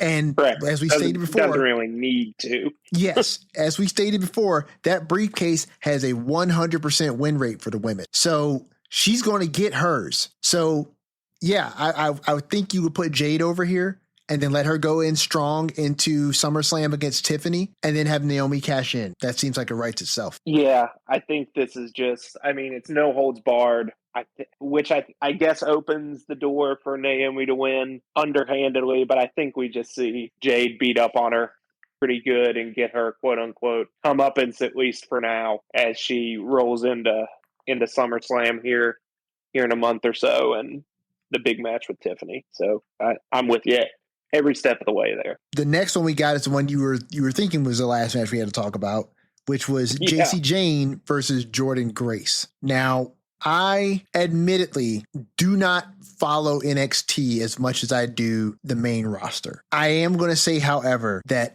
I love Jordan Grace. I have been catching a ton of the interviews that she's been doing over the last few years. And when she popped up on my radar, that was legitimately the only reason why I checked out any TNA programming at all. I think this is probably the time that they crown Jordan Grace, particularly because Stephanie is now in the main roster as well as Julia. And when those two came in, I felt like those were the only two that were keeping the spotlight off of Jordan Grace. And now that they are both on the main roster, I think it's Jordan's time. I think that she beats JC Jane, right? She's wrestling JC Jane, right? Yeah. She beats JC Jane for the NXT Women's Championship, and she goes on her inaugural title run in NXT, and that's going to be her segue into more main roster stuff until she drops it to someone else, and then we get the great Jordan Grace on the main roster. I'm with you on the result. I just want to say shout out to JC Jane, whose work over the past I guess couple years now I've loved ever since she first really turned heel. And I thought in the pairing of her and Gigi Dolan that Gigi Dolan was the surefire star and that JC Jane was the one I wasn't sure about. And that kind of turned out the other way for whatever reason, but big fan of JC Jane. And she seems to have really grown as a performer, great heel, and I think she's probably going to be up on the main roster sooner rather than later. I'll have to check out JC Jane and see what she's all about, because my love for Jordan Grace is in no way to dismiss Jordan Grace is amazing as well, and I agree. I think it's time to make her the kind of the face of that division in NXT. But yeah, love me some JC Jane. So you got JC Jane going over here? No, I've got Jordan Grace going over. I'm just shouting out JC Jane. Fair. That is all. And of course, we save the Women's World Championship match for last. Io Sky, Rhea Ripley. Rhea has never toppled Io. They did a great video package this past week of all of the instances where Io and Rhea came head to head. There were some nice shots from backstage moments where they were hanging out. And WWE has always done a masterful job at these video packages and setting you up to really get invested in a match. And they did not fail here. So this is obviously going to main event Evolution. And I'm curious to see who's going to win here. Because normally I would say, obviously, this is Rhea if it was anybody else. But man, they have been investing in Io heavy. And for what it's worth, Io's a great champ. She's a great champion.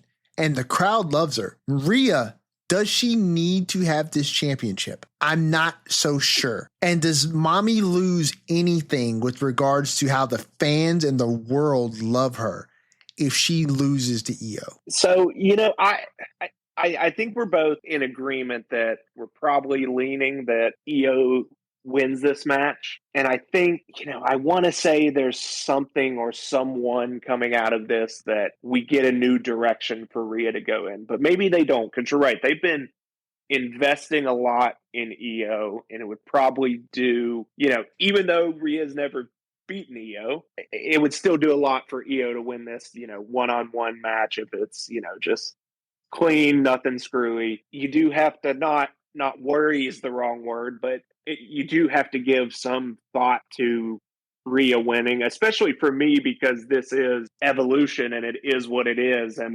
debatably where Becky is and this stage, and is she full time? But Rhea is, if not number one, 1A as terms of the biggest women's star in the country, or not the country, the company. Yeah. And one of the biggest stars in professional wrestling on the planet. So it serve the show that's all about showcasing women's wrestling to have its biggest star win the title? I think that's something you think about. I still think it would be weird for this to be when they take it off Io, when there hasn't been a lot of story build to this match between these two characters, really beyond, hey, I want to face you because you're my greatest rival. Yeah. And there hasn't been that, real character friction that we can dig our teeth into. So that's why I think maybe, I don't know, I'm leaning Io. I don't, it doesn't shock me if Rhea wins for all the reasons I just said. But you're right. It's one of those that, at least for me, I'm going to need that video package to get me into it, because it's not a character-driven rivalry at this. It's more about we're the two at the top, and let's go at it and see who's better, if that makes sense. No, it does. Absolutely. And it's something that we talked about a number of episodes ago, and we were talking about Rhea. I think it's high time that WWE invest in Rhea as far as giving her a little bit more dimension. And I was hoping that we would get more of that by now. And we have to a degree, but not a lot. And I think we've been coasting off of Rhea just being Rhea. You know what I mean? And the crowd's really loving her and liking who she is off screen. Because listen, I don't know if you know, but almost any interview that Rhea does where she's kind of opening up and talking about her life and her background and all these things, the views on these things are stupid. Chris Van Vliet's interview with Rhea that he did recently, those numbers on that video I have not seen that one. It's really recent, last couple of weeks or something? I think it's within the last month. Okay. Yeah, I need to check that one out. But yeah, I watched it, dude, and the numbers on that are crazy because people just love Rhea. And so I think that we've coasted on that, and I think people are always going to love Rhea. I don't know if putting a title on her now would serve her better than maybe having her lose to Io again. And I don't know if you run it back at 42 or if down the line Io has the title again, or maybe she doesn't have the title and you just run it back at a later date. I would love for Rhea to lose at Evolution and further this story that she just can't beat she can't beat Io. She just can't do it. And maybe you use this to kind of implement this level of doubt in the character of Rhea Ripley, right? There's this chink in her armor and it's starting to affect her a bit, right? And how she plays as a character on screen. And then you give her that moment, right? Where on the biggest stage at WrestleMania, she herself is not confident anymore if she can actually do this. You know what I mean? And then you put her up against Io, and then you give her that win, that Cody-sized Mania 40 win, right, on the biggest stage, and then have her really get the crowd's adulation, not just because she's champion again, but it's like she finally did it. You know what I mean? If you're going to break that losing streak, break it on the biggest stage so that everyone can soak it in the moment that they will, as opposed to Evolution. I think Evolution is a great PLE, right? But I think that that's going to be, and sad to say, it's going to be a PLE that some people are going to skip. You know what I'm saying? And I would do something that is career moving for her on a PLE that no one's going to skip. Make that story beat really matter. And so this could serve a great jumping off point for that really inaugural moment where she breaks his losing streak against her greatest rival at WrestleMania. I think just like you're thinking, I think this match with Io, and for lack of a better way to put it, getting through it and getting past it presents us with a better opportunity to, like we've been saying, we've wanted something else for Rhea as a character, to go beyond just always fighting for the title and get back to a good old personal issue with someone, or inner character struggle, like you're talking about. Something more than just come out, be mommy, which is nothing wrong with that. Right. Everyone loves it. We all still love it.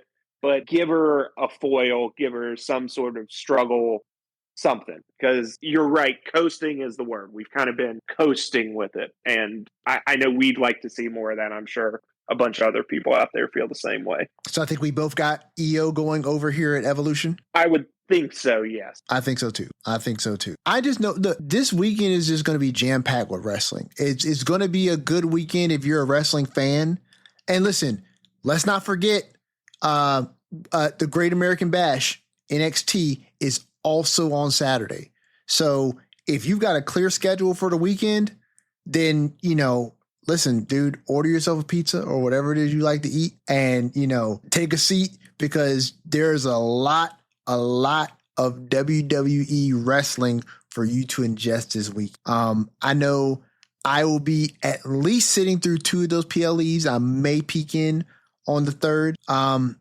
But it's going to be fun. Please make sure you tune in next week, because oftentimes our best episodes, and listen, all of our episodes are good, but I think some of our best episodes are pre-PLE, post-PLE.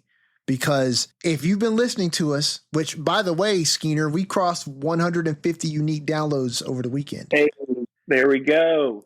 So, if you're listening to us, which it seems like you are, you know that Skeena and I like to get up here and do what we did today, which is ponder on stories.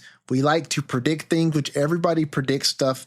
But I like to think that the positions that me and Skeens take on some of these things are, obviously they're uniquely us, but I think they come from this space of people who genuinely love the product. We genuinely love professional wrestling. And if you're tuning into this podcast, the Lariat Lounge, you genuinely love professional wrestling too. So make sure you come back and catch us next week for the post Saturday Night Main Event, post Evolution pod. That title is going to be super long tonight and next week, wherever you get your podcast. Speaking of that, Skeena, where are they going to listen to this podcast if they haven't figured it out already? You're going to catch us every single week on YouTube, iTunes, Spotify, wherever else you get your podcast. We're going up at least once a week, every week. You can find us over on Instagram at the Lariat Lounge Podcast. Always feel free to DM us, interact with our stories. Look, something's going to happen at these 2 shows this weekend that you're going to feel strongly about one way or the other. So tell us, and we'll talk about it on the show. We love making this in a community. We want this to be a welcoming environment. We want to hear what you think, not just have you hear what we think. And as always, feel free, send us an email if that's your thing, at thelariatlounge@gmail.com. But as always, you are all welcome in the lounge as wrestling fans. Absolutely. You all will always welcome here. Make sure that you interact with us on all the socials, and make sure you come back next week. You're not going to want to miss the post PLE weekend episode. They're always the best. We love you guys. Thank you for spending what seems like forever with us today.